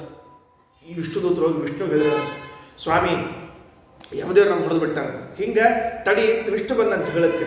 ಅಂದ್ರೆ ಅವನು ಯುದ್ಧಕ್ಕೆ ಬಂದಂತ. ದೇವರು ಸುದರ್ಶನ ಚಕ್ರವನ್ನು ತೆಗೆದುಕೊಂಡು ಎಲ್ಲರನ್ನ ಹೊಡೆದು ಹಾಕೋ ಕಾಲಕ್ಕೆ ಚಕ್ರದಿಂದ ಯಮದೇವ್ರನ್ನ ಸಂಹಾರ ಮಾಡಿದ್ರಂತೆ ಪುರಾಣದಲ್ಲಿ. ಆಮೇಲೆ ಬ್ರಹ್ಮದೇವರು ಬಂದರು, ಸ್ವಾಮಿ ಏನು ಹಿಂಗೆ ಮಾಡಿಬಿಟ್ಟು, ಮತ್ತು ಒಬ್ಬರು ಯಮದೇವರು ಅಂತ ಇರಬೇಕಾಗ್ತದೆ, ಇದ್ದಿದ್ದಿಲ್ಲ ಅಂದ್ರೆ ಎಲ್ಲರೂ ಭೂಲೋಕದಾಗ ಕೂಡ್ತಾರೆ, ಯಾರ ಮೇಲೆ ಬರೋದೇ ಇಲ್ಲ, ಅದಕ್ಕೆ ಏನಾಗ್ಯದಾಗ್ಯದ ನೀನೇ ಒಂದು ಸ್ವಲ್ಪ ದಯಾಸಾಗರ ಎಲ್ಲ ಮಾಡಿ ಅವ್ನು ಬದುಕಿಸೋನು. ಮತ್ತು ಬದುಕಿಸಿದ ಮೇಲೆ ಯಮದೇವರು ಬಂದು, ಸ್ವಾಮಿ ತಪ್ಪಾಗಿ ಹೋತು, ಅವ ಜ್ಯೇಷ್ಠ ಮಾಸದೊಳಗೆ ದಧ್ಯನ್ನವನ್ನು ಕೊಟ್ಟಾನಂತ ನಮ್ಮ ಕಲ್ಪನಾ ಇರಲಿಲ್ಲ, ನಾವು ಹಂಗೆ ಕರ್ಕೊಂಡ್ಬಂದುಬಿಟ್ಟಿದ್ವಿ, ಬಿಟ್ಬಿಡ್ತೀವಿ ಅಂತ ಹೇಳಿಬಿಟ್ರು ಅಂತ ಇನ್ನೊಂದು ಕಥೆಯನ್ನು ಮುಗಿಸ್ತಾರೆ. ಇದರಲ್ಲಿ ಎಲ್ಲ ಅಂಶಗಳು ಮತ್ತು ಅರ್ಥವಾದವು. ಏನು ಅಂದರೆ ದಧ್ಯನ್ನವನ್ನು ದಾನ ಮಾಡುವುದರಲ್ಲಿ ಪ್ರವೃತ್ತರಾಗಬೇಕು ಅಂತ ಕಥೆಯನ್ನು ಹೇಳಿದ್ದೆ ಹೊರತಾಗಿ ಹಿಂಗವ ಏಂಜಲನ್ನು ಕೊಟ್ಟ, ವಿಷ್ಣು ಬಂದಿದ್ದ, ಚಕ್ರ ಹಾಕಿದ, ಇದರಲ್ಲಿ ನಮಗೆ ತಾತ್ಪರ್ಯ ಇಲ್ಲ, ನೈರ್ಭರ್ಯ ಇಲ್ಲ. ಅದು ಕಥೆಯ ಮೂಲಕ ನಮಗೇನು ತಿಳಿಸ್ಬೇಕಾಗಿದೆ, ದಧ್ಯನ್ನವನ್ನು ದಾನ ಮಾಡಿರಿ ಏನು ತಿಳಿಸ್ಬೇಕಾಗಿದೆ ಅಂತ ಹೇಳಿದ್ದಾರೆ. ಇನ್ನು ಅನೇಕ ವೃತ್ತಗಳುಂಟು. ಮತ್ತೆ ನಾಳೆ ಸಿಕ್ಕಾಗೋಣ. ಶ್ರೀಕೃಷ್ಣ ಅರ್ಪಣಮಸ್ತು.